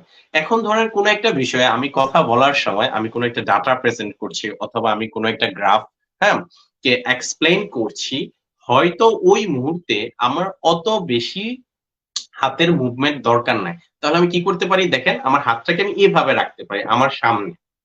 হ্যাঁ, যখন আমি কথা কম বলবো অথবা যখন আমি স্টপ থাকবো, আমার কোনো টিম মেম্বার কথা বলবে অথবা একটা ইনফোগ্রাফিক্স আমি দেখাচ্ছি অথবা একটা ভিডিও আমি শো করছি, হ্যাঁ, কোনো একটা টপিকস এর আমি ভিডিও দেখাচ্ছি। তখন আমার হাতটা আমি জাস্ট এই যে আমরা নামাজে দাঁড়াই সময় যেভাবে একটা হাতের উপর আরেকটা হাত রাখি, এভাবে কিন্তু আমি আমার হাতটাকে রাখবো। এরকম না যে আমি পকেটে হাত দিছি অথবা এরকম না যে আমি হাই তুলছি, হ্যাঁ? অথবা এরকম না আমি আমার মাথা এরকম চুলকাচ্ছি অথবা আমি আমার দাড়ির মধ্যে এরকম ইয়ে করছি, তাই না? এরকম যে কিছু মুদ্রা দোষ আমাদের মধ্যে আছে, এই জায়গাগুলো আমরা যত বেশি এভয়েড করতে পারবো, আমার প্রেজেন্টেশনটা কিন্তু তত বেশি লাইভ হবে এবং আমি অডিয়েন্সের সামনে একজন স্মার্ট প্রেজেন্টার হিসাবে কিন্তু নিজেকে ফুটিয়ে তুলতে পারবো। আরেকটা বিষয় হলো আমাদের বডি ল্যাঙ্গুয়েজ হোক, ইন্টারেকশন হোক, টিউন হোক, আই কনট্যাক্ট হোক, ট্রানজিশন হোক, এই জায়গায় আরেকটা বিষয় আমরা এভয়েড করার চেষ্টা করব। এটা আমরা কোশ্চেন এন্ড আনসারিং সেশন আছে, ওখানে এই বিষয়টা নিয়ে কথা বলবো। হ্যাঁ, এটা কিন্তু এখানে এতটুকু বলে নেই, ধরেন আমার একজন প্রেজেন্টার হয়তো প্রেজেন্ট করছে, কিন্তু উনি হঠাৎ করে বলতে গিয়ে প্রেজেন্ট করতে গিয়ে নার্ভাস হয়ে গেল, হয় না এরকম সময় যে একজন কথা বলছে কিন্তু উনি আর কন্টিনিউ করতে পারতেছে না। এটা প্রেজেন্টেশন হোক, পার্লামেন্টারি ডিবেট হোক, তাই না? পার্লামেন্টারি ডিবেটে একসাথে ৩ জন টিম মেম্বার, এটা কিন্তু একটা টিম ওয়ার্ক, অথবা যেকোনো ডিবেট হোক, এটা একজন টিম মেম্বার, তাই না? ফার্স্ট স্পিকার, সেকেন্ড স্পিকার, তারপর হচ্ছে লিডার, ওনারা থাকেন, ক্যাপ্টেন থাকেন। তো কোনো কারণে একজন প্রেজেন্টার অস্বস্তি বোধ করছে, নার্ভাসনেস এর কারণে হোক অথবা সিকনেস এর কারণে হোক, উনি হয়তো কথা বলতে পারছে না। হুম?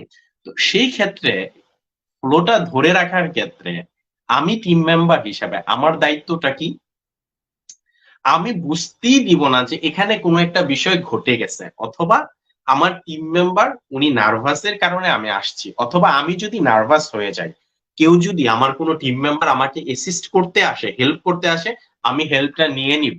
এখানে আমি নিজে ছোট হয়ে যাওয়ার কিছু নাই, এখানে অডিয়েন্স আমার সম্পর্কে খারাপ ধারণা নিয়ে নেওয়ার কেউ না, কিছু নাই। আমি এখানে team member as a team এসেছি, সবার পারফরমেন্স এর উপর কিন্তু আমার প্রেজেন্টেশনটাকে ইভালুয়েট করা হবে। এখানে আমি নিজে কি পারফর্ম করলাম, আমি নিজে কত মিনিট কথা বলতে পারলাম, নিজে কয়টা টপিক ডেসক্রাইব করতে পারলাম, এর থেকে ইম্পর্টেন্ট হলো এজ এ টিম হোল আমাদের পারফরমেন্সটা কেমন হলো। এক্ষেত্রে অনেক সময় যেটা হয়, আমি নার্ভাস হয়ে গেছি, তারপরে একটা কথা আমি বারবার বলার চেষ্টা করি, আমি কেঁপে যাই, আমার শরীর ঘেমে যায়, হ্যাঁ, আমার কথাগুলো আটকে যায়, তারপরেও আমি ফ্লোর ছাড়তে চাই না। এরকম যেন না হয়। আবার অনেক সময় আমি দেখতে পাচ্ছি আমার টিম মেম্বার যিনি আছেন, উনি নার্ভাস হয়ে গেছেন অথবা উনি অস্বস্তিতে বোধ করছেন, কিন্তু ওই মুহূর্তে আমি যাচ্ছি না। আমি মনে করছি এটা তো উনার পার্ট, উনি করে নেক, আমি আমার পার্টটা ভালোভাবে করলেই হলো। আসলে না, টিম ওয়ার্ক, সবার পারফরমেন্স দিয়ে কিন্তু এটা ইভালুয়েট করা হবে, ফুল প্রেজেন্টেশনটা আমি কিভাবে করেছি। একজন এখানে ভালো করছে, আপনি দেখে নিবেন কখনোই ওই টিম কোনো অ্যাওয়ার্ড পাবে না। কেউ ফল করছে কিন্তু তাকে কেউ সাপোর্ট দেয় নাই। ২ জন ভালো করছে, একজন খারাপ করছে। ২ জন খুব ভালো করছে, একদম ফাটাফাটি। আরেকজন হয়তো এক্সপেকটেশন অনুযায়ী পারফর্ম করতে পারে না, কিন্তু তাকে কেউ অ্যাসিস্ট করে নাই। ওই টিম ভালো করতে পারবে না। সো কেউ আটকে গেছে, এখন আপনি তাকে হেল্প করেন। যে কিভাবে হেল্প করতে পারি? এখানে যেকোনো ভাবে আমি হেল্প করতে পারি। ধরেন আমি বুঝাবোই না যে এখানে একটা অ্যাক্সিডেন্ট ঘটে গেছে। আমি বুঝাবো এইটা আমাদের প্ল্যানেরই অংশ।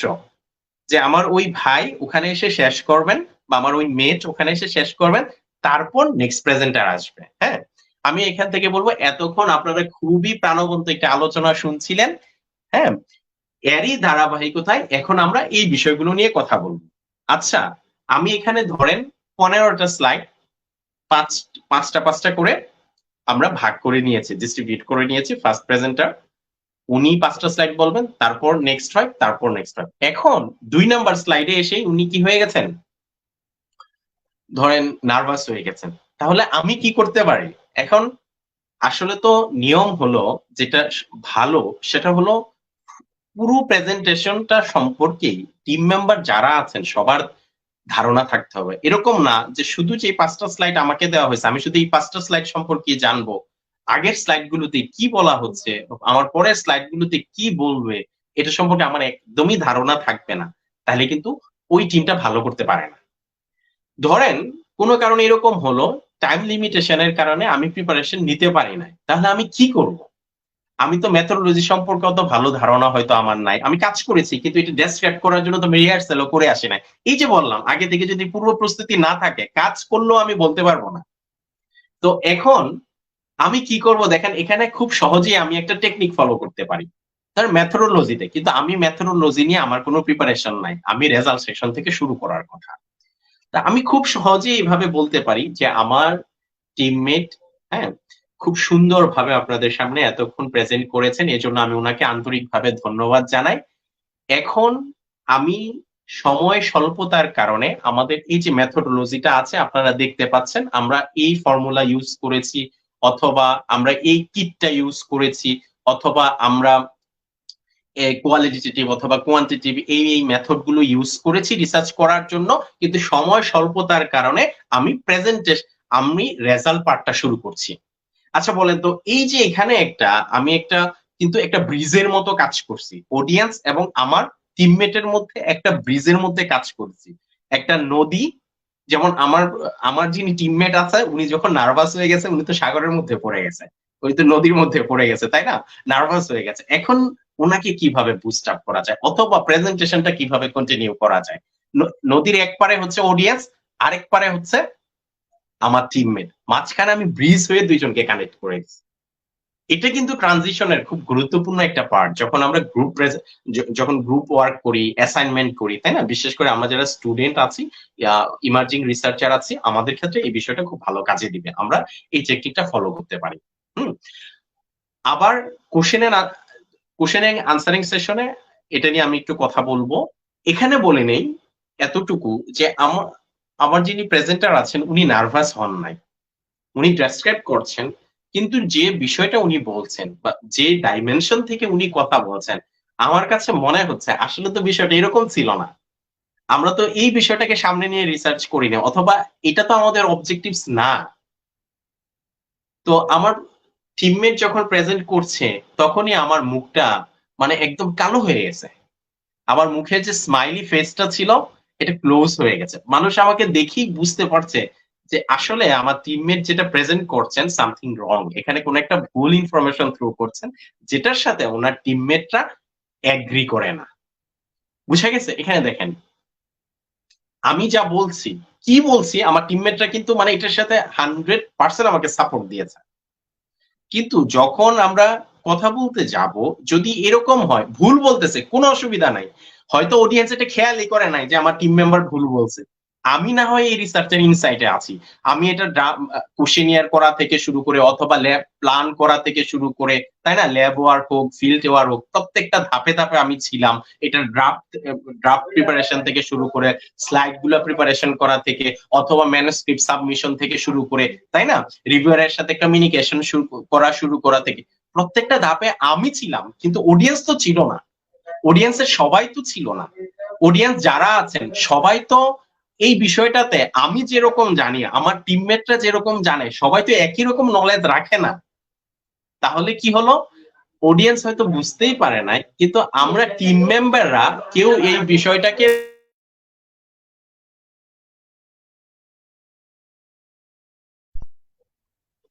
সরি বোধহয় ডিসকানেক্টেড হয়ে গিয়েছিল। তো আমরা যারা টিম মেম্বার আছি আমাদের কারণে কিন্তু বিষয়টা কি হচ্ছে, একটা নেগেটিভ ইনফরমেশন কিন্তু এখান থেকে অডিয়েন্স পেয়ে গেল। সো এই বিষয়টা আমরা যখন কাজ করব এটা খেয়াল রাখা।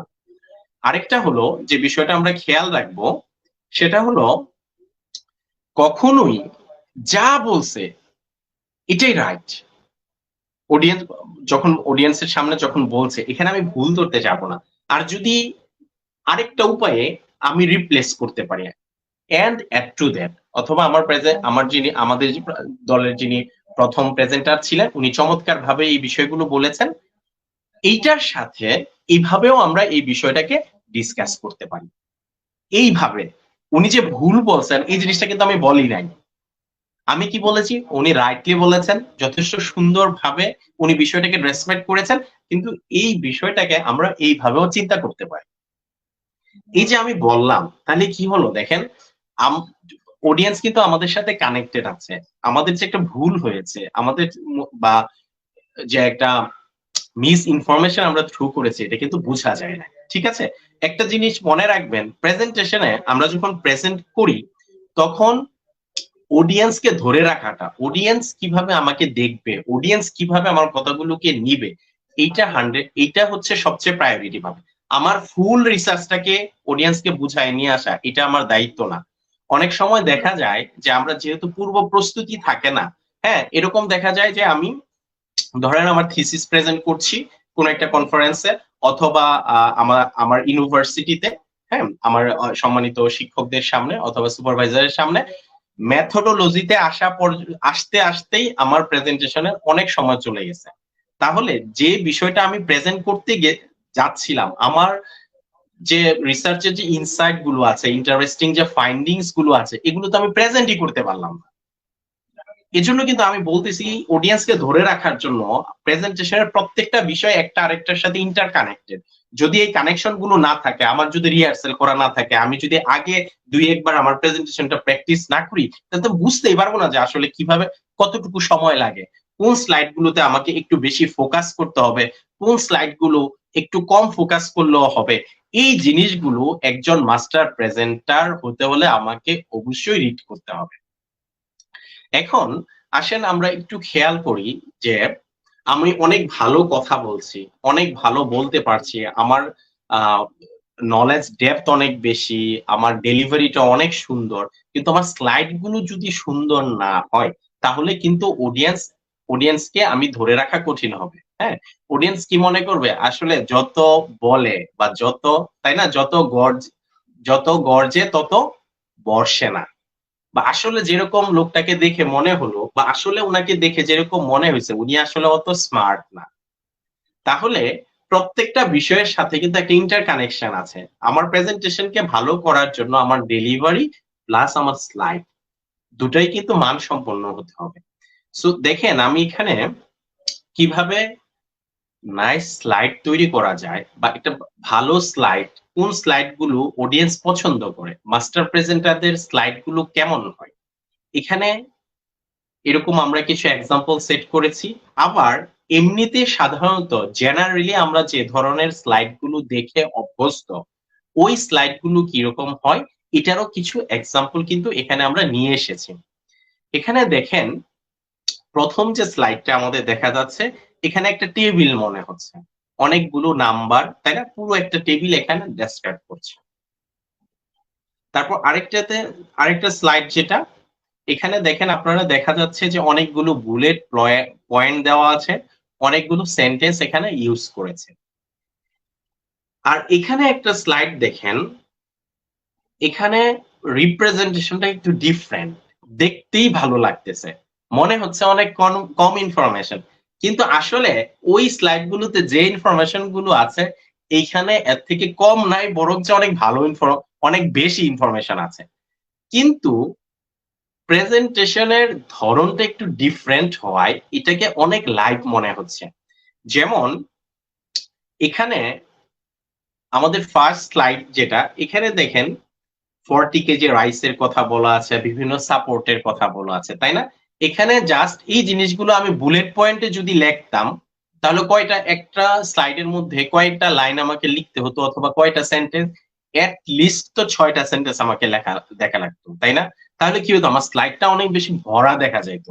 এবং সবাই তো এইভাবেই প্রেজেন্টেশন করতেছে, সবাই তো এইভাবেই স্লাইড দেখাচ্ছে, তাহলে আমার স্লাইডের সাথে একজন স্মার্ট রিসার্চার অথবা মাস্টার প্রেজেন্টার হিসাবে আমার স্লাইডের সাথে উনাদের ডিফারেন্টটা কোথায়? এখানে দেখেন আমি 6টা জিনিসকে, 6টা লাইনকে কি করেছি, জাস্ট 6টা ভিন্ন ওয়েতে আমি প্রেজেন্ট করেছি, তাই না? একটা ফ্লো ডায়াগ্রামের মাধ্যমে আমি প্রেজেন্ট করেছি। এখানে কিন্তু টোটালি বুলেট পয়েন্টটাকেই আমি অ্যাভয়েড করেছি। এখন আমি যে কথা বলতে পারি, বুলেট পয়েন্ট গুলো আমরা কেন ইউজ করি, অনেকে আছে, তবে এখানে যে স্লাইড গুলোতে বুলেট পয়েন্ট ইউজ করছে এটা কিন্তু অনেক ভালো আমাদের আরো কিছু স্লাইড থেকে, যেমন একটা প্যারাগ্রাফই অনেকে স্লাইডে নিয়ে আসে, অবজেক্টিভসটা পুরো প্যারাগ্রাফটা নিয়ে আসছে, ইন্ট্রোডাকশনের পুরো প্যারাগ্রাফটা নিয়ে আসছে, রিসার্চ গ্যাপের পুরো প্যারাগ্রাফটা নিয়ে আসছে, হয় না এরকম অনেক ক্ষেত্রে? মেথোডোলজির পুরো প্যারাগ্রাফটাকে নিয়ে আসছে। এখানে আসলে প্যারাগ্রাফ রিড করার জন্য মানুষ আসে নাই। তো আপনি দেখবেন যে কোনো জায়গায় মানুষ একটা জিনিস পড়ার চেয়ে একটা জিনিস দেখে, একটা ইমেজ দেখে, একটা, তাই না, ইনফোগ্রাফিক্স মানে ইনফরমেশন প্লাস গ্রাফিক্যাল রিপ্রেজেন্টেটিভ দুইটা একসাথে হয়, অথবা কোনো একটা আপনার এলিমেন্টস দেখে বা ইলাস্ট্রেশন দেখে এইগুলো থেকে মানুষ দ্রুত ইনফরমেশন নিয়ে নিতে পারে। এখানে একটা ইমেজ দেখে মানুষ 10 সেকেন্ডে যে ইনফরমেশনটা পাবে, এই ইমেজের যদি আমি এক্সপ্লেনেশন করি বা ডেসক্রাইব করি, অ্যাটলিস্ট 5 to 6 মিনিটস লাগবে কিন্তু মানুষের ওই ইনফরমেশনটা নিতে।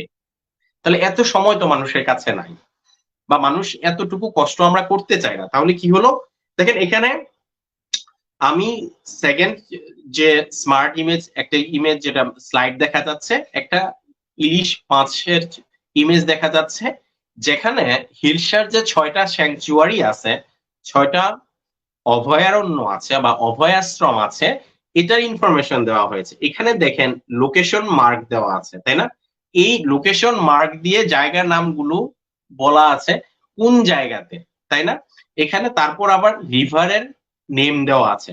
তাহলে কিন্তু এখানে ইজিলি আমাকে পুরো একটা প্যারাগ্রাফ বলতে হচ্ছে না, there are 6 hilsa sanctuaries in our country, হ্যাঁ, first one from the 100 kilometre of the upper মেঘনা রিভার ফ্রম চাঁদপুর, এরকম কিন্তু আমাকে দেখে রিডিং পড়তে হচ্ছে না। এখানে দেখে কিন্তু আমি এই স্লাইডটা দেখে আমি এখন কিন্তু অডিয়েন্সের দিকে তাকিয়ে কথা বলতে পারবো। একদম দেখেন, একদমই আমি অডিয়েন্সের দিকে তাকিয়ে এভাবে কথা বলতে পারবো। আমার পিকচারটা ওখানে আছে, আমি অডিয়েন্সের দিকে তাকিয়ে অথবা পিকচারটা একবার রিড করেই কিন্তু আমি বলতে পারবো যে বাংলাদেশে 6টা হিলসা স্যাংচুয়ারি আছে, এই 6টা স্যাংচুয়ারি মেঘনা রিভারে, তেঁতুলিয়া রিভারে, আন্ধারমানিক রিভারে, এই যে ডট ডট ডট, আমি এভাবে ডেসক্রাইব করে গেলাম। এটা সম্পর্কে কিন্তু অডিয়েন্স আমার সম্পর্কে খুবই পজিটিভ একটা ধারণা পেল। না, লোকটা যেরকম কথা বলে, যেভাবে মুভ করে, হ্যাঁ, ওনার কিন্তু ডিজিটাল যে নলেজ, হ্যাঁ, এটাও অনেক অনেক ভালো, অনেক রিচ, তাই না? এই জিনিসগুলো কিন্তু, এই সবগুলো জিনিস কিন্তু আমার কাছে ম্যাটার করে। আমি কিভাবে কথা বলি, আমি কিভাবে কথা বলি, আমি কিভাবে দেখি, প্রত্যেকটা বিষয় কিন্তু এখানে ম্যাটার করছে, তাই না? সো আমরা যেটা বলছি যে প্যারাগ্রাফ, ফুল একটা প্যারা নিয়ে আসা স্লাইডের মধ্যে, এটাকে আমরা অ্যাভয়েড করব। আমাদের স্লাইডটিকে সুন্দর করার জন্য অনেক বেশি ডাটা আমরা প্রেজেন্ট করব না, অনেক বেশি গ্রাফ, অনেক বেশি আছে না যে আমরা বার ডায়াগ্রাম দিয়ে দিলাম, তাই না, পাই চার্ট দিয়ে দিলাম। মানুষ আসলে এত ডাটা দেখতে চায় না, কি দেয়, একটা ইনসাইট। এখান থেকে আমি এই পেয়েছি, ধরেন আমি 30 বছরের ক্লাইমেট চেঞ্জের ডাটা নিয়ে অ্যানালাইসিস করছি, যে 3 বছরে আমাদের যে টেম্পারেচারের ফ্লাকচুয়েশনটা হয়, রেইনফলের ফ্লাকচুয়েশনটা হয়, এটা কি রকম। আমরা যে বলছি ক্লাইমেট চেঞ্জ হচ্ছে, আসলে কতটুকু চেঞ্জ হচ্ছে।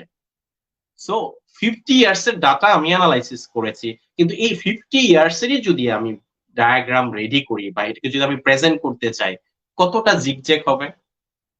কিন্তু আমি যদি এখান থেকে একটা ইনসাইট নিয়ে আসি যে আমি এই 50 ইয়ার্স এ পেয়েছি যে 0.06 ডিগ্রি সেন্টিগ্রেড টেম্পারেচার চেঞ্জ হয়েছে, রাইজ করেছে, যেটা গ্লোবাল ওয়ার্মিং এর থেকে বেশি। সো এই টেম্পারেচারটা আমাদের জন্য অ্যালার্মিং। এখন ডাটাটা আমি প্রেজেন্ট করলাম কিভাবে, দেখেন আমি কাজ করেছি ধরেন সুন্দরবনের উপর।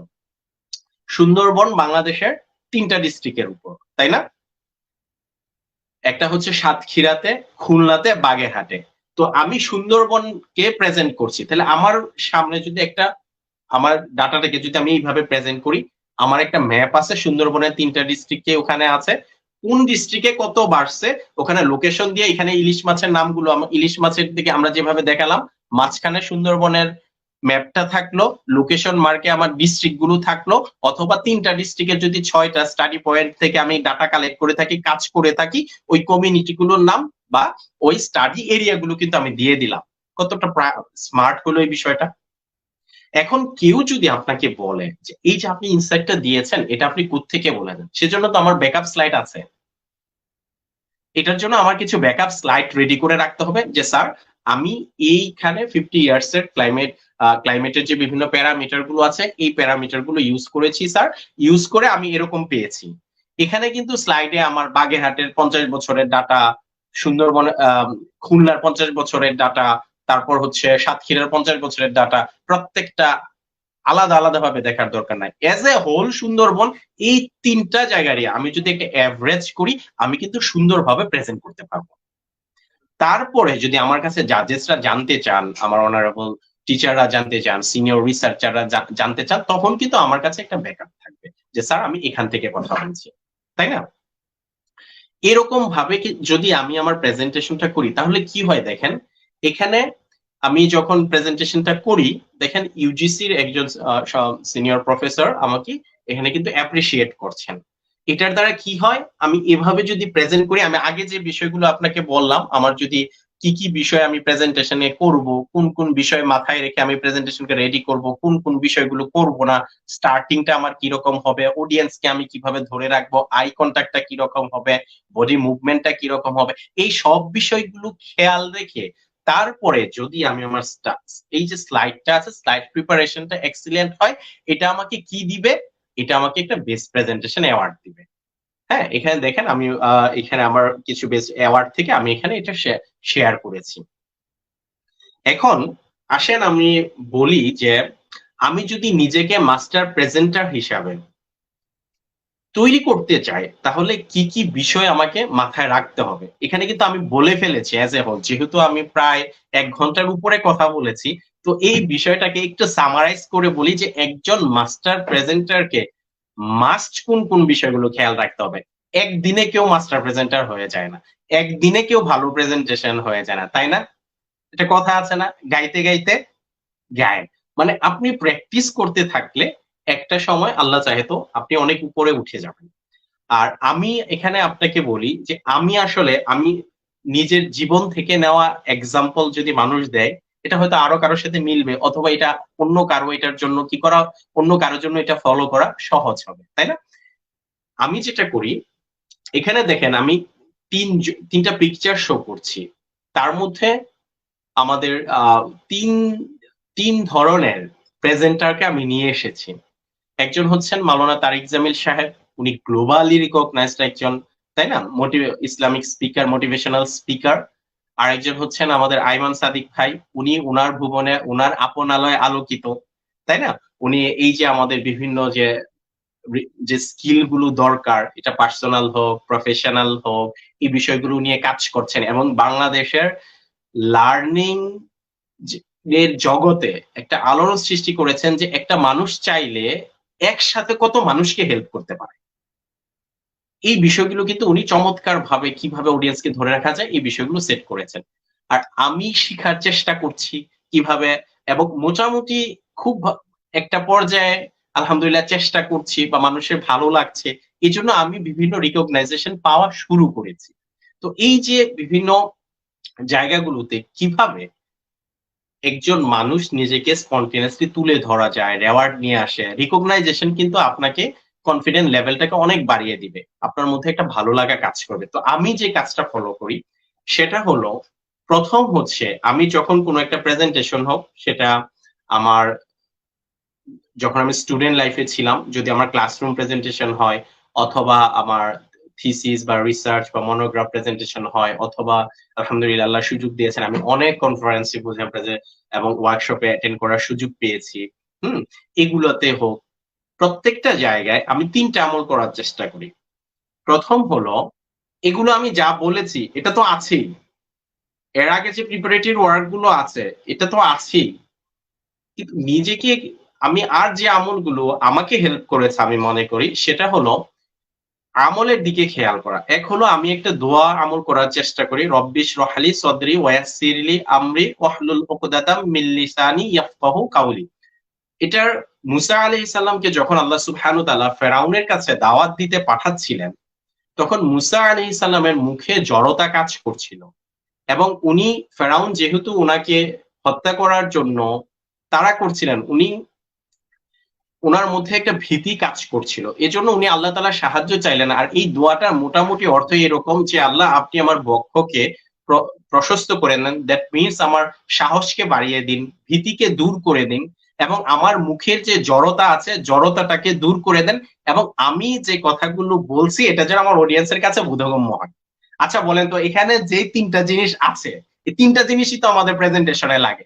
এক হচ্ছে প্রেজেন্টেশন ভীতি দূর করতে হয়, আরেকটা হচ্ছে আমার নিজের জড়তাটা কাটাইতে হয়, আরেকটা হচ্ছে আমি যে বিষয়টা বলতে চাচ্ছি এটা যেন আমার অডিয়েন্স বুঝে। আরেকটা হলো আপনি কিছু সদগা করতে পারেন, সদগা করার সময় এই নিয়তটা করা যে আল্লাহ এই সদগার কারণে আপনি আমার প্রেজেন্টেশনটাকে সুন্দর করে দেন, আমি যেন সুন্দরভাবে আমার সেশনটাকে কাটিয়ে আসতে পারি। আরেকটা হলো আপনি 2 রাকাত নামাজ পড়তে পারেন, 2 রাকাত নামাজ পড়ে আল্লাহ তাআলার কাছে দোয়া করতে পারেন।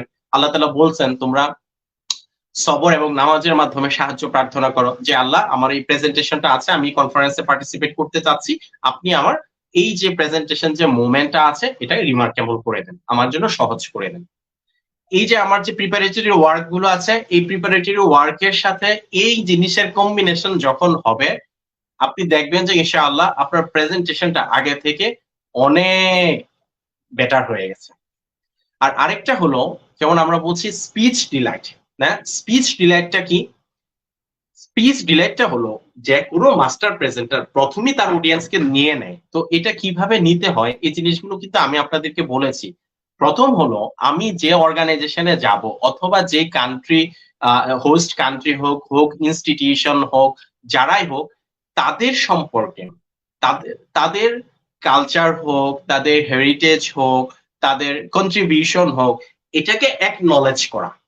যখন আমি একনলেজ করব তখন কিন্তু আমি অডিয়েন্সকে নিয়ে নিতে পেরেছি, এবং আমার ডেলিভারিটা সব সময় যেন শুধু ডাটা এক্সপ্লেনেশন না হয়, ডাটা ইন্টারপ্রিটেশন না হয়, রেজাল্টকে ডেসক্রিপশন না হয়, আমি একটা গল্পের আকারে বলবো। যেমন গল্পের আকারে কিভাবে বলা যায়, ধরেন আমি এখানে যে প্রেজেন্টেশনটা এর আগে আমাদের যে স্লাইডটা ছিল সেটা ছিল যে হিলসার যে স্যাংচুয়ারি গুলো আছে, এই অভয়াশ্রমে যে হিলসা ডিপেন্ডেন্ট যে কমিউনিটি আছে, হিলসা স্যাংচুয়ারি হওয়ার ফলে এটা তাদের জীবন মানের উপর বা লাইভলিহুডের উপর কোনো এফেক্ট করলো কিনা। তো এখানে ধরেন আমি অনেক কিছু বলতে পারি, তাই না, যে এটা লাইভলিহুডে নেগেটিভলি, যদিও হিলসার প্রোডাকশন বেড়েছে, বায়োডাইভার্সিটি জন্য এটা ভালো হয়েছে, কিন্তু তাদের লাইভলিহুডকে এটা নেগেটিভলি এফেক্ট করেছে, যেহেতু তাদের আর্নিং বন্ধ হয়ে গেছে, মাছ ধরতে পারতেছে না, এরকম অনেক কিছু আমি বলতে পারি। কিন্তু এটা যদি আমি একটা স্টোরির মধ্যে, স্টোরি থাকে, হ্যাঁ, যেমন স্টোরির মধ্যে বলি যে ধরেন দুইজন প্রেজেন্টার, এখানে আমার কো অথর যিনি আছেন ওই সময় উনি ডায়াসে চলে আসলো যে আমি হচ্ছি আড়তদার বা দাদনদার, হ্যাঁ, আরেকজন হচ্ছে ফিশারম্যান, আমার যে কো অথর আছেন বা কো প্রেজেন্টার আছেন উনি ফিশারম্যান। তো আমার কাছে উনি বলতেছেন যে সরকার তো ব্যান দিল বা এর অভিযান চালাচ্ছে, এখন তো ঘরে খাওয়ার মতো কিছু নাই। তো আমি যখন এখানে দাদনদারের রোল প্লে করতেছি, আমি তাকে বললাম রাখো মিয়া, সরকারের কথা কি সবসময় মানলে হয়? তুমি যখন বিপদে পড়ো কে তোমার পাশে থাকে? তোমার মেয়ে বিয়ে দেওয়ার সময় তুমি কার কাছ থেকে লোন নাও? কোনো ব্যাংক তোমাকে দেয়? কোনো সমিতি তোমারে দেয়? তুমি তো আমার কাছ থেকে নাও। আমি তোমাকে বলতেছি তুমি মাছ ধরতে যাও, যত ধরনের ব্যাকআপ লাগে তোমাকে জেলে নিলে কিভাবে ছাড়াই আনতে হয় সেটা আমি তোমাকে দিব। এই যে একটা স্টোরি আমি শেয়ার করলাম, আমার 2-3টা স্লাইডের টোটাল একটা ইনসাইট কিন্তু এখানে আমি দিয়ে দিয়েছি, এবং অডিয়েন্স কিন্তু আমি এই কথাগুলো যখন বলছি ওনারা মনে করবেন ওনারা একটা হিলশা কমিউনিটির মাঝে বসে ওই কমিউনিটির ইনসাইটটা ওনারা দেখতে পাচ্ছেন, সিনারিওটা নিয়ে আসা। সব সময় প্রেজেন্টেশন কিন্তু একদমই আমি ডেসক্রিপটিভ হবে না, আমি যত বেশি এটাকে লাইভ করতে পারবো, যত বেশি গল্পের আকারে বলতে পারবো, যত, হ্যাঁ, তত বেশি এটা অডিয়েন্স ফ্রেন্ডলি হবে। ডাটা তো আমার আছে, এটা তো অডিয়েন্স দেখতেছি, ফাইন্ডিংস তো আমার স্লাইডে আছে, এটা তো দেখতেছি। ডেসক্রিপ্টটা আমি কিভাবে করব, প্রেজেন্টেশনটা আমি কিভাবে করব, এটা যত বেশি, ওই যে বললাম, ওই অডিয়েন্সে, ওই ডায়াসে যিনি আছেন বা ওই ফোরামে যিনি আছেন, সবচেয়ে জুনিয়র যিনি, উনিও যেন আমার কথাটা বুঝেন। ওখানে হিলসা স্যাংচুয়ারিতে বা ওই যে স্ট্রাকচারটাতে ডিনামিক্সটা কি, সোশ্যাল ডিনামিক্সটা কি, স্টেক হোল্ডার যারা আছেন তাদের মধ্যে কি কি কনফ্লিক্ট আছে, কি কি কোঅপারেশন আছে, এটা ডেসক্রাইব না করে এই যে আমি কথা বলছি এখানেই কিন্তু বোঝা যাচ্ছে যে জেলেরা শুধু সব সময় যে লোভের কারণে মাছ ধরতে যায় এরকম না, উনাদেরকে বাহির থেকে ইনডিউস করা হয়, অথবা উনারা এরকম কি হচ্ছে বিপদে পড়ে যেহেতু খাবার নাই, হ্যাঁ, এই ধরনের অভাবের তাড়নায়ও অনেক সময় কিন্তু ল ভায়োলেট করে। তাহলে এখানে যারা পলিসি মেকার আছেন, এখানে যারা রিসার্চার আছেন, তারা কিন্তু একটা চিন্তার খোরাক পেল আমার জাস্ট 50 সেকেন্ড অথবা 1 মিনিটের 2টা ডায়লগ থেকে। এইভাবে যদি আমি আমার প্রেজেন্টেশনটা করতে পারি, এটা কিন্তু অনেক, হ্যাঁ, অডিয়েন্স ফ্রেন্ডলি হবে এবং অডিয়েন্সের কানেক্টিভিটিটা অনেক বেড়ে যাবে। এভাবে কিন্তু আমি আমার অডিয়েন্সকে এঙ্গেজ রাখতে পারি। আরেকটা হলো, যেমন আমি কোনো একটা জায়গায় প্রেজেন্ট করতে যাব, তো এই যে ভীতিটা আমার মধ্যে কাজ করে, হুট করে আমি একটা জায়গায় প্রেজেন্ট করতে গেছি, তাই না? ধরেন সামনে থেকে অনেক জায়গায় দেখবেন অনেক কনফারেন্স গুলো ভিডিও করে, অনেক জায়গায় অনেক যদি ভালো ইন্টারন্যাশনাল যে প্ল্যাটফর্ম গুলোতে কোনো সিম্পোজিয়ামে হোক, ওখানে অনেক লাইট থাকে, হুট করে আমার চোখের সামনে লাইট চলে আসলো, হুট করে অনেকগুলো মানুষ আমার দিকে তাকাচ্ছে, ক্যামেরা আমার দিকে তাকাচ্ছে, কেমন একটা আনইজি ভাব চলে আসে না? অস্বস্তিকর মনে হয় না? আরে আমাকে কেমন নিজেকে একটা লাগে না? আমি যদি আগে যেই ভেন্যুতে আমি প্রেজেন্ট করব, যদি একদিনের একটা কনফারেন্স হয়, সাপোজ কনফারেন্স শুরু হবে সকাল 10টা থেকে, আমি যদি 9টার মধ্যে কনফারেন্স ভেন্যুতে চলে যাই, যে ডায়াসে আমি প্রেজেন্ট করব ওখানে যদি আমি একটু হাঁটাহাঁটি করি, আমার সামনে কতজন মানুষ বসবে, আমি যদি অডিয়েন্সের দিকে খালি চেয়ার গুলোর দিকে একটু তাকাই, তাই না? তাহলে ওই জায়গাটা কিন্তু আমার কাছে নতুন মনে হবে না, আমার কাছে একদমই নতুন মনে হবে না, আমার কাছে ওই এনভায়রনমেন্টটা পরিচিতই মনে হবে। ওই যে আমি আমার ঘরে রিহার্সেল করছিলাম, ওই যে আমি আমার ফ্রেন্ড সার্কেলের সামনে রিহার্সেল করেছিলাম, অথবা আমি আমার রিসার্চ যে গ্রুপ আছে গ্রুপ মেম্বারদের সাথে রিহার্সেল করার সময় আমি আমি যেভাবে ফ্রি হয়ে গেছিলাম, যেভাবে আমার কাছে একটা কমফোর্ট জোনে চলে গেছিলাম, একটা কমফোর্টেবল ফিলিংস আমার মধ্যে কাজ করছিল, আননোন একটা স্টেজেও যখন আমি যাব, আননোন একটা প্লেসেও যখন আমি যাব, একই ফিলিংস কিন্তু আমার মধ্যে কাজ করবে। এখন এই ওনসা স্টেজের মধ্যে আমি যখন কথা বলতে যাব, আমাকে আবার চলে যেতে হবে, দেখেন এই যে আই কন্ট্রাক্ট যদি ঠিক না থাকে, কেউ অডিয়েন্সকে ওন করতে পারে না, কেউ প্রেজেন্টেশনের ফ্লোকে ধরে রাখতে পারে না। এখন আই কন্ট্যাক্টকে আমি কিভাবে ধরে রাখবো? আমার তো অপরিচিত মানুষের দিকে তাকালে না কেমন একটা বিব্রত বোধ কাজ করে, আমার না এরকম কেমন শরীরটা ঘেমে যায়। আসলে আমি যে জিনিসগুলো বলতে চাই আমি জানি, কিন্তু আমি না এটা বলতে পারি না, এরকম একটা বিষয় কিন্তু আমাদের মধ্যে কাজ করে। অথবা আমি যখন আমার সুপারভাইজারকে দেখি, অথবা আমি যখন ডিপার্টমেন্টের হেড স্যারকে দেখি, তখন না আমি কেমন একটা ভয় আমার মধ্যে কাজ করে, আমি জানি কিন্তু আমি না বলতে পারি না। এরকমই কিন্তু কথাগুলো আমাদের মধ্যে আসে, আমরা শুনি। তাহলে কি করতে পারি?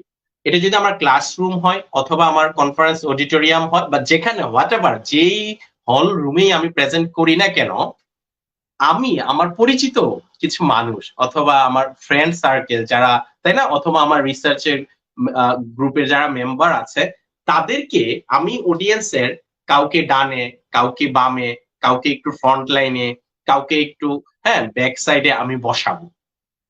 বসিয়ে আমি ওই যে আমার পরিচিত যারা আছে তাদের দিকে তাকিয়ে এই কথা বলবো।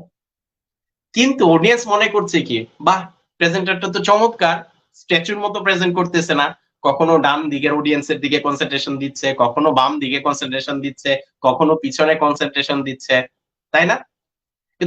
কিন্তু আমি জানি আমি কার দিকে ইয়া করছি, কিন্তু অডিয়েন্স তো এটা বুঝতেছে না।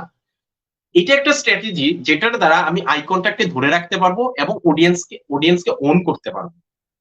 আপনি, কেউ আপনার সাথে কথা বলছে, আপনি দেখবেন কেউ আপনার সাথে কথা বলছে, আপনি যদি তার মুখের দিকে তাকিয়ে থাকেন, উনি কথা বলতে অনেক কমফোর্টেবল ফিল করে, তাই না? একজন আমার সাথে কথা বলছে, আমি ওদিকে খেয়ালই করতেছি না, তাহলে যিনি কথা বলছেন ওনার কাছেও বিষয়টা ভালো লাগে না, আর আমার কাছেও মনে হচ্ছে উনি আসলে যে বিষয়টা বলছে এখানে আমার কোনো মনোযোগ নাই, কেন শেষ করে না? আরে তাড়াতাড়ি, যত তাড়াতাড়ি পারি শেষ করে।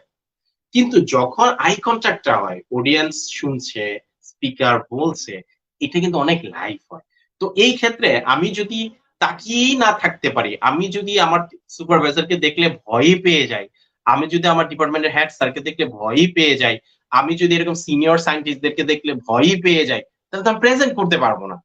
তো তো এই জন্য এভাবে আমি কিছু পার্সনকে সিলেক্ট করতে পারি অথবা সেট করতে পারি অডিয়েন্সের মাঝে, যেন আমার বলতে সুবিধা হয়। এখন ধরেন দেশের বাহিরে প্রেজেন্ট করতে গিয়েছেন, বাংলাদেশ থেকে হতে পারে আপনি একাই গিয়েছেন, অথবা আপনার ইউনিভার্সিটি থেকে আপনি একাই গিয়েছেন, ওখানে তো আপনি ফ্রেন্ডও পাবেন না, আপনার গ্রুপ মেম্বারও পাবেন না, তাহলে কি করব? সেক্ষেত্রে আমি যেটা করি, অডিয়েন্সরা যেখানে বসে আছেন হল রুমের কর্নার গুলা দেখি, কখনো রাইট কর্নারের দিকে তাকিয়ে কথা বলবো, কখনো লেফট কর্নারের দিকে তাকিয়ে কথা বলবো বিগিনিং এর সময়। কিন্তু আপনি যখন প্রেজেন্ট করতে করতে একটা পর্যায়ে চলে আসবেন, আপনার মনে হবে মানুষ যদি তাকিয়ে থাকে আপনার মধ্যে একটা ভালো লাগা কাজ করবে, আরো কনফিডেন্ট আপনার মধ্যে আসবে, আপনার মনে হবে যে আমি আমার বেস্ট এফোর্টটা এখানে দিই। হ্যাঁ, এরকম।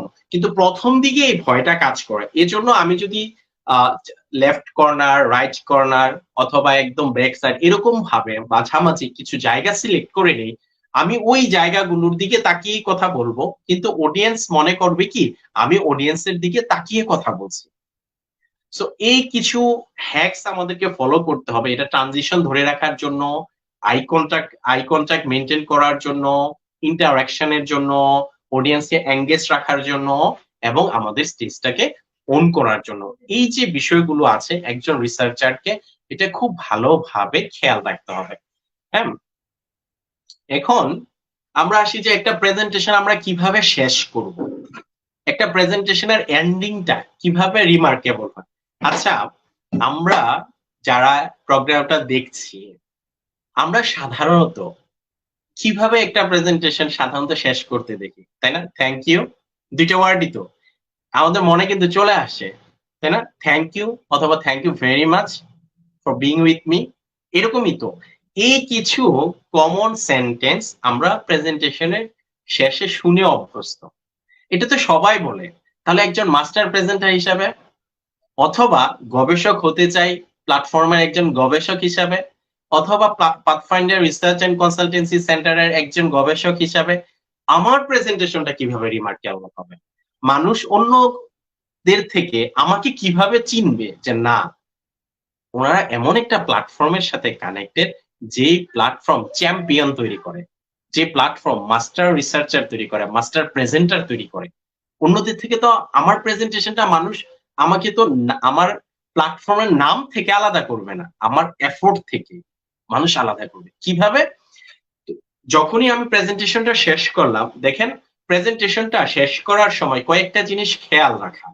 যদি আমি প্রেজেন্টেশনটা এই শেষ পর্যন্ত, আমি বারবার বলছি প্রেজেন্টেশনের প্রত্যেকটা স্টেপ একটা আরেকটার সাথে ইন্টারকানেক্টেড, সবকিছু ভালো হয়েছে, কিন্তু আমার প্রেজেন্টেশনের এন্ডিংটা যদি ভালো না হয়, এটাও কিন্তু আমাকে রেওয়ার্ড এনে দিবে না। যদি শেষ ভালো হয়, তাহলে দেখেন এখানে আমি 3টে কনফারেন্সের বিভিন্ন ছবিগুলো আপনাদের সাথে শেয়ার করেছি, এই জন্য যেন আসলে একটা এন্ডিং শেষ হলে এই প্রেজেন্টেশনটা আউটপুটটা কি হবে, এটার দ্বারা আমি অ্যাচিভ কি করব, এটার কিছু এক্সাম্পল, জীবন থেকে নেওয়া কিছু এক্সাম্পল আপনাদের সামনে সেট করা। প্রথম হলো, আমি যখন আমার প্রেজেন্টেশনের শেষ মুহূর্তে যাব, আমি এটা বলে শেষ করতে পারি এই প্রেজেন্টেশনটাতে আমি আজকে আপনাদের সামনে এই বিষয়গুলো ডিসকাস করেছি। তাহলে কি হবে, যেমন ধরেন আমাদের আজকের প্রেজেন্টেশনটা যদি আমি শেষ করতে যাই, এটার রিক্যাপটা কি হবে, যে আজকের প্রেজেন্টেশনটাতে আমরা এই বিষয়গুলো আলোচনা করেছি, যে বিষয়গুলো খেয়াল করলে, যে বিষয়গুলো, যে প্রিপারেটরি ওয়ার্ক বা প্রস্তুতিমূলক ব্যবস্থা যখন নেয়, একটা মানুষের প্রেজেন্টেশনটা অনেক বেশি প্রাঞ্জল হয়, অনেক বেশি লাইভ হয়। আর যেই কাজগুলো করলে একটা ভালো প্রেজেন্টেশন সম্পর্কেও মানুষ নেগেটিভ ধারণা নেই। একটা প্রেজেন্টেশন কিভাবে স্টার্ট করতে হয়, একটা প্রেজেন্টেশনের স্টার্টিংটাতে কিভাবে অডিয়েন্স কানেক্টেড হয়ে যায়, একটা প্রেজেন্টেশনে কিভাবে আই কন্টাক্ট মেনটেন করতে হয়, কিভাবে অডিয়েন্সকে ধরে রাখা যায়, একটা প্রেজেন্টেশনের এন্ডিংটা কিভাবে রিমার্কেবল করতে হয়, একটা প্রেজেন্টেশনের জন্য ভালো স্লাইড, গুড স্লাইড গুলা কোন কোন বিষয়ের প্রতি খেয়াল রেখে করতে হয়, এই জিনিসগুলো আমি আপনাদের সামনে ডিসকাস করেছি। এখন দেখেন এই মুহূর্তে যারা আমাদের সাথে কানেক্টেড হয়েছেন, ওনারাও কিন্তু বুঝবেন না এখানে একটা লাইভ সেশন গিয়েছে, এবং এই সেশনটাতে আমি আগে পার্টিসিপেট করতে না পারার কারণে বা জয়েন করতে না পারার কারণে আসলে আমি অনেক বিষয় জানতে পারি নাই। অথবা আসলেই একটা ভ্যালুয়েবল সেশন ছিল, একটা লাইভ একটা সেশন ছিল, রিমার্কেবল একটা সেশন ছিল, অথবা আমি যে 15 মিনিট একটা কনফারেন্সে কথা বলবো অথবা একটা সিম্পোজিয়ামে কথা বলবো, ওখানে যারা জাজেস থাকবেন, যারা আমাকে জাজ করবে, তাদেরকেও কিন্তু সূক্ষ্মভাবে একটা ইনফরমেশন আমি দিয়ে দিলাম যে দেখেন আমি কিন্তু এই বিষয়গুলো এই অল্প সময়ের মধ্যে সুন্দরভাবে গুছিয়ে প্রেজেন্ট করতে পারছি, যেটা অন্য প্রেজেন্টার থেকে আমাকে আলাদা একটা অ্যাডভান্টেজ দিবে জাজেজের ব্রেইনে আমার প্রেজেন্টেশনটা থাকবে। আরেকটা হলো এইভাবে আমি শেষ করতে পারি। আরেকটা হলো কিছু কল টু অ্যাকশন, কিছু অ্যাকশন আমি দিতে পারি। যেমন এই যে আমি এখন যে স্লাইডটা ডেসক্রাইব করছি, এই স্লাইডটার এখানে কল টু অ্যাকশনটা কি, যে আমি এখানে আমাদের যারা পার্টিসিপেন্ট আছেন তাদেরকে আমি এই কথাটা বলতে চাচ্ছি, এই ইনফরমেশনটা এখানে থ্রু করতে যাচ্ছি, পরবর্তীতে আজকে গবেষক হতে চাই এবং পাথফাইন্ডারের এই প্ল্যাটফর্মে আসার পর থেকে ভবিষ্যতে আমাদের যে প্রেজেন্টেশন গুলো সেটা যেন থ্যাংক ইউ দিয়ে শেষ না হয়, তাই না? এটা আমার এখানকার কল টু অ্যাকশন না? এরকম ভাবে প্রত্যেকটা আমি যেই টপিকস এর উপর কথা বলবো ওই টপিকস এর কিন্তু একটা কল টু অ্যাকশন আছে। এটা যদি মানুষকে কি করলাম, আমি তার স্বপ্নের জগতে নিয়ে গেলাম, তার চিন্তার জগতে নিয়ে গেলাম, প্রেজেন্টেশন শেষ হয়ে গেছে কিন্তু আমার প্রেজেন্টেশনটা তার মানসপটে রয়ে গেছে, তার স্মৃতিপটে রয়ে গেছে। ওই যে বললাম শেষ হয়েও কিন্তু আমি শেষ হই নাই, আমার প্রেজেন্টেশন শেষ হয়ে গেছে কিন্তু ওনাকে আমি একটা চিন্তার খোরাক দিয়ে গেলাম। আরেকটা হলো এইভাবে আমি শেষ করতে পারি, অথবা আমি যে আজকের প্রেজেন্টেশন থেকে আমি এই বিষয়টা বলার চেষ্টা করেছি, হ্যাঁ, এরকম বলে দেখেন আমি আমার কন্ট্যাক্ট ইনফরমেশনটা শেয়ার করতে পারি শেষে। হ্যাঁ, আমি একটা সুন্দরভাবে কনক্লুড করার পরে আমি এখানে কন্ট্রাক্ট ইনফরমেশন গুলো শেয়ার করলাম। এখানে দেখেন আমি কন্ট্রাক্ট ইনফরমেশনের মধ্যে কি দিয়েছি, এখানে পাথফাইন্ডারের মোবাইল নাম্বারটা দিয়েছি, ইমেল অ্যাড্রেসটা দিয়েছি, ওয়েবসাইটটা দিয়েছি, যাদের লোকেশন আছে। ধরেন আমি পাথফাইন্ডারের পক্ষ থেকে কোথাও প্রেজেন্ট করতে গেলাম, আমাদের রিসার্চ টপিকটাকে প্রেজেন্ট করতে গেলাম, তখন এখানে আমার কি হবে, আমি সিলেট বাংলাদেশ থেকে কথা বলছি, কিন্তু এখানে যেহেতু আমরা অন্য আরেকটা প্ল্যাটফর্মে কথা বলছি, হ্যাঁ, এই প্ল্যাটফর্মটা আসলে কি, এটা যে রিসার্চ এবং লার্নিং একটা প্ল্যাটফর্ম, এটা এখানে আমি বোঝানোর চেষ্টা করেছি যে অনলাইন প্ল্যাটফর্ম। আর এখানে দেখেন আমি কি করেছি, এখানে আমি একটা ইমেজ পেস্ট করেছি যেখানে আমাদের এখান থেকে যে স্কিল গুলো ডেভেলপ করা যায় তার কিছু রিপ্রেজেন্টেশন আছে, এখানে কিন্তু আমার এটা বলে দেওয়া দরকার নাই যে প্রেজেন্টেশন এবং পাবলিক স্পিকিং স্কিল গুলো ডেভেলপ করার জন্য যে গাইডলাইন গুলো দরকার এটা আপনি পাথফাইন্ডারে পাবেন। এই জিনিসটা কিন্তু এখানে আমি আমার এই ইমেজটা কিন্তু আমার আধা ঘন্টার একটা লেকচার পাথফাইন্ডার সম্পর্কে আমি কি বলতে চাই এটা কিন্তু এখানে থ্রো করছে। আমি আমার আজকের টপিকস এর সাথে মিল রেখে কন্ট্রাক্টটা রেডি করেছি। আমি যখন যে প্রেজেন্টেশনটা করতে যাব ওই প্রেজেন্টেশনের সাথে মিল রেখে কিন্তু আমি আমার কন্ট্যাক্ট স্লাইডটা রেডি করব। আমি যদি সিঙ্গেল প্রেজেন্টার হই আমার মোবাইল নাম্বার থাকবে, আমার ইমেল অ্যাড্রেস থাকবে, যে আপনি যদি আরো বিস্তারিত জানতে চান তাহলে অনুগ্রহ করে যোগাযোগ করেন।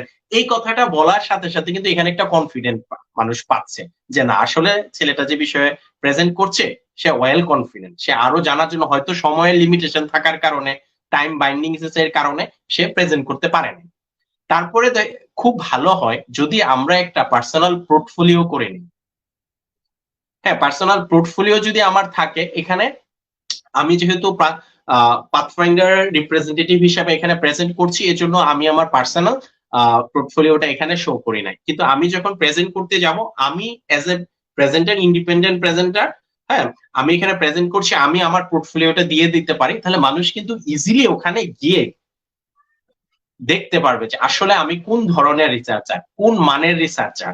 এখানে একটা কথা বলে নেই, এখন কিন্তু আসলে গল্প করার মতো বা ফেক ইনফরমেশন শো করার মতো যুগ আর নাই। সহজ কথায় যদি বলি, এখন চাপা মারার জামানা আর নাই। আমার যদি পোর্টফোলিওটা এখানে আমি দেই, অথবা আমি যদি আমার রিসার্চ গেটের লিঙ্কটা এখানে দেই, অথবা আমি যদি আমার গুগল স্কলারের লিঙ্কটা এখানে দেই, মানুষ কিন্তু ইজিলি ওখানে গিয়ে দেখতে পারবে যে আসলে আমি কোন মানের রিসার্চার, আমি কোন কোন টপিকস এর উপর রিসার্চ করি, অথবা আমি যে রিসার্চ গুলো করি এটা কোন ধরনের জার্নালে আমি পাবলিশ করছি। এই সব কিছু কিন্তু এখানে আমার একটা ব্র্যান্ড ভ্যালু ক্রিয়েট করতেছে। আরেকটা কথা বলি, আমরা যারা রিসার্চার আছি, একটা কনফারেন্স শুধু একটা টপিককে প্রেজেন্ট করে না। একটা রিসার্চে মানুষ যখন যায়, এখানে যদি ভালোভাবে প্রেজেন্ট করে, তার জন্য অনেকগুলো অপরচুনিটি ওপেন হয়, অনেকগুলো উইন্ডো ওপেন হয়।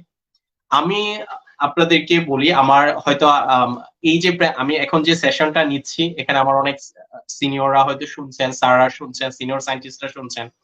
আমি ইউএসএইড এর সাথে কিভাবে কাজে ইনভলভ হলাম, ওয়ার্ল্ডফিশের আমি কিভাবে জয়েন করলাম, এটা একটু আপনাদেরকে কাইন্ডলি বলি, তাহলে বুঝতে সুবিধা হবে।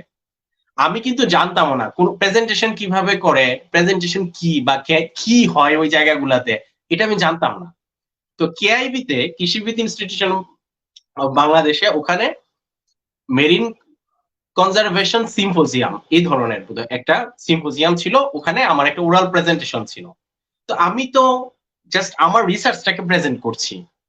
ওখানে যে ইউএসএইড এর ক্লাইমেট চেঞ্জের হেড ছিল, এটা তো আমি জানি না, ফরেনার অনেকে আছে, কিন্তু সবার আসলে তো অ্যাফিলিয়েশন জানি না। তো ওনারা, আমি এখানে অনেকে আছেন যারা হয়তো ওই ফোরামেও ছিলেন, বাবা টিমমেটরা ছিল, স্যারা যে দেখছেন, আমি জাস্ট আমার এক্সপিরিয়েন্সটা শেষ করছি, শেয়ার করছি, আল্লাহ মাফ করে, নিজেকে ফুটানোর জন্য বলছি না।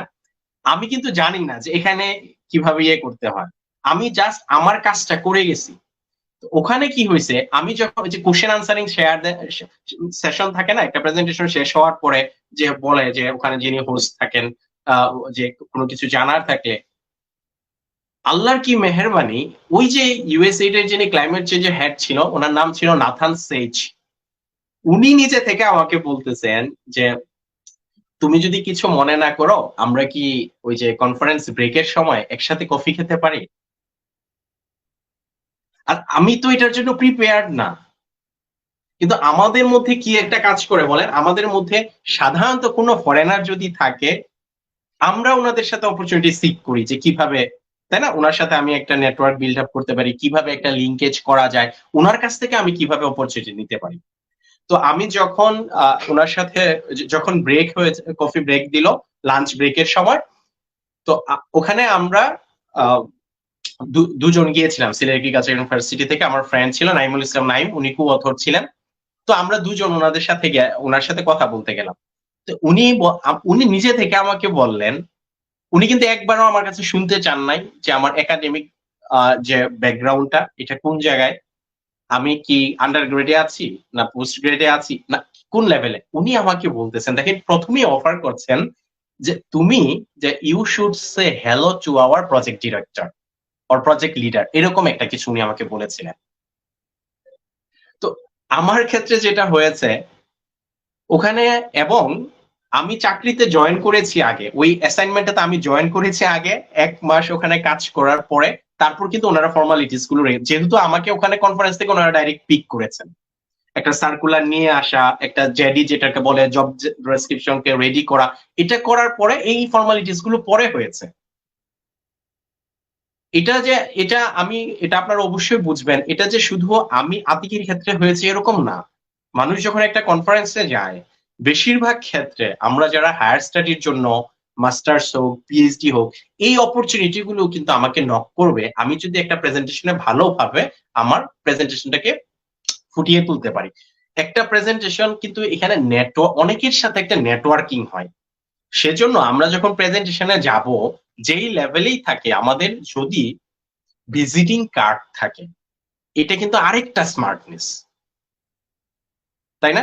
এবং ওই কনফারেন্সে যাদের সাথে আমার মিট হলো, ওনাদের কাছে যদি আমি একটা ভিজিটিং কার্ড চাই, ওনার সাথে গিয়ে আমি যদি পরিচিত হই যে আসসালামু আলাইকুম, আমি আতিকুর রহমান সানি, আমি বাংলাদেশ থেকে আসছি, আপনার প্রেজেন্টেশনটা অনেক ভালো হয়েছে, আপনার সাথে পরিচিত হয়ে ভালো লাগলো, কাইন্ডলি আমি কি আপনার ভিজিটিং কার্ডটা পেতে পারি বা আপনার কন্ট্যাক্ট ইনফরমেশনটা পেতে পারি?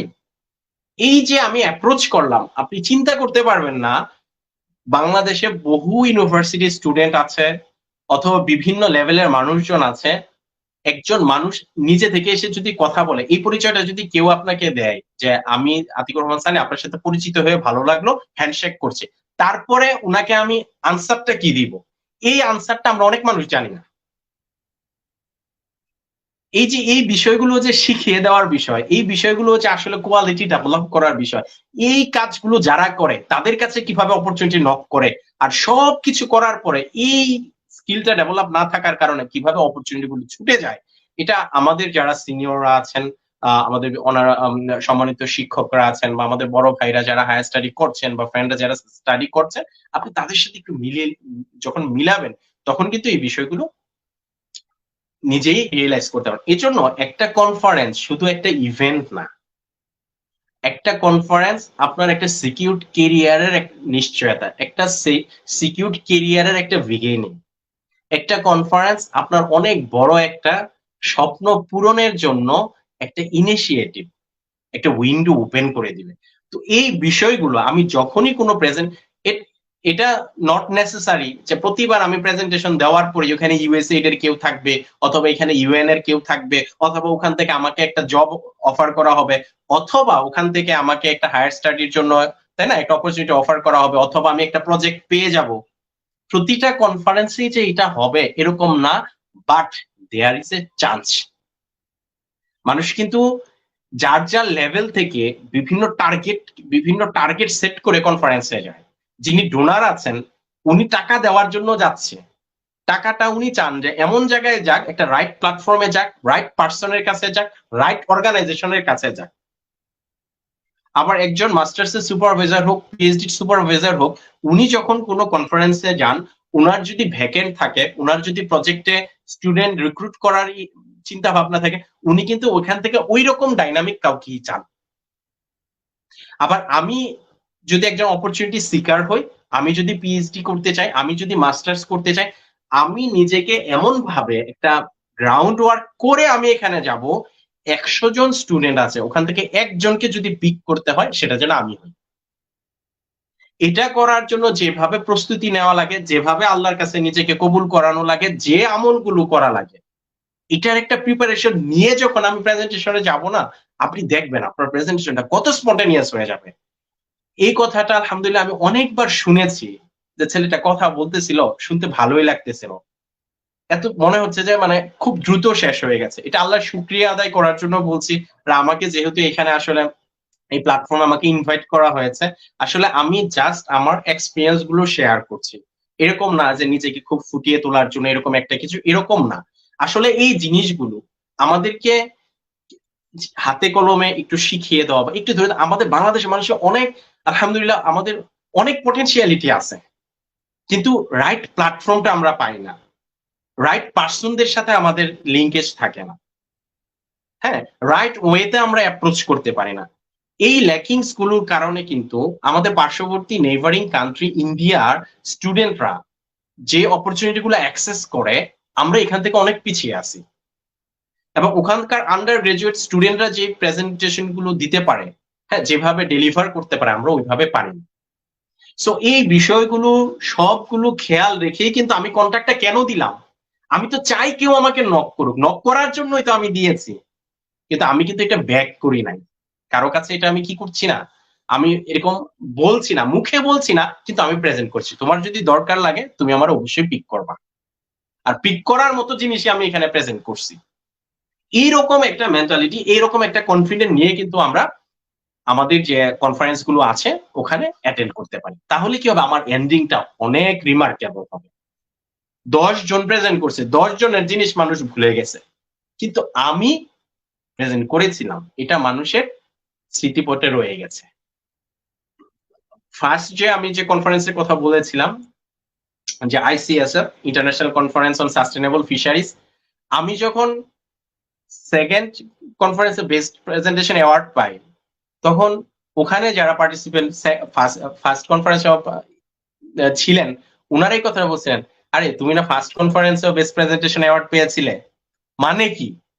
প্রেজেন্টেশন করেছি 15 মিনিট, একটা ইভেন্ট ছিল 2 দিন, কিন্তু মানুষের মেমোরিতে দেখেন এই স্মৃতিটা কত দিন রয়ে গেছে। তো এইভাবে যদি আমি একটা এন্ডিং করতে পারি, এটা অনেক বেশি রিমার্কেবল হবে। এখন আসেন আমি আমার কনফারেন্সটাকে, আমি আমার কি করলাম, প্রেজেন্টেশন শেষ করলাম। প্রেজেন্টেশন শেষ করার পরে একটা সেশন আসে, তাই না, কোশ্চেন এন্ড আনসারিং সেশন। এই জিনিসটাও আমি কিভাবে ফেস করতেছি এটার উপরও আমার ওভারঅল প্রেজেন্টেশনের মূল্যায়নটা নির্ভর করবে। তো এই ক্ষেত্রে সাধারণত আমাদের দেশে, হ্যাঁ, সেটা আমাদের যে কোনো জায়গায় হোক, প্ল্যাটফর্ম হোক, ক্লাসরুম হোক, কনফারেন্স হোক, সিম্পোজিয়াম হোক, অথবা আমার প্রফেশনাল লাইফ হোক, এরকম মনে হয় যে প্রেজেন্ট করছে, হ্যাঁ, তাকে কিভাবে আটকানো যায়। মানে সাপে নেউলে একটা সম্পর্ক, অডিয়েন্স হোক, যারা আছেন, যারা শুনছেন, সবাই তাকে কিভাবে কোশ্চেন করে আটকানো যায়। আবার যিনি প্রেজেন্ট করছেন উনার ভাবটাও এরকম যে কি হয় যে আমি যদি ঘাবড়ে না যায়, মোটামুটি স্মার্ট থাকে, মানে আমি যে বিষয়টা বুঝছি এটা আমি তোমারে বুঝাইয়াই ছাড়বো, লাইক দিস, এরকম হওয়ার দরকার নাই। সব জাজেসরা যে কোশ্চেন গুলো করবেন, সব কোশ্চেনের আনসার যে আমাকে দিতে হবে, বা সব কোশ্চেনের আনসার যে আমাকে জানা থাকতে হবে, পারতেই হবে, বিষয়টা তো এরকম না। আমি নিউটন যদি এই কথা বলতে পারে যে আমি সমুদ্রের রিসার্চে, গবেষণার সমুদ্রের পাড়ে কিছু নুড়ি পাথর নিয়ে নাড়াচাড়া করেছি, তাহলে আমি কে? আমি তো বিগিনিয়ার, আমি তো লার্নার, যেই লেভেলেই আমি থাকি না কেন, এই ইগো থেকে বেরিয়ে আসতে হবে।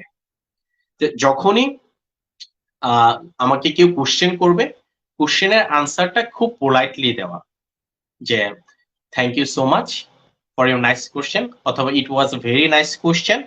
এভাবে করে আমি যখন দেখেন, আমাকে ধরেন খুব গরম একটা রিভিউ দিছে, অ্যাগ্রেসিভ একটা রিভিউ দিছে, কিন্তু এটা যখন আমি হাসি মুখে নিয়ে নিয়েছি, আসলে কিন্তু একটা সিম্পেথি তখনই আমি পেয়ে গেছি।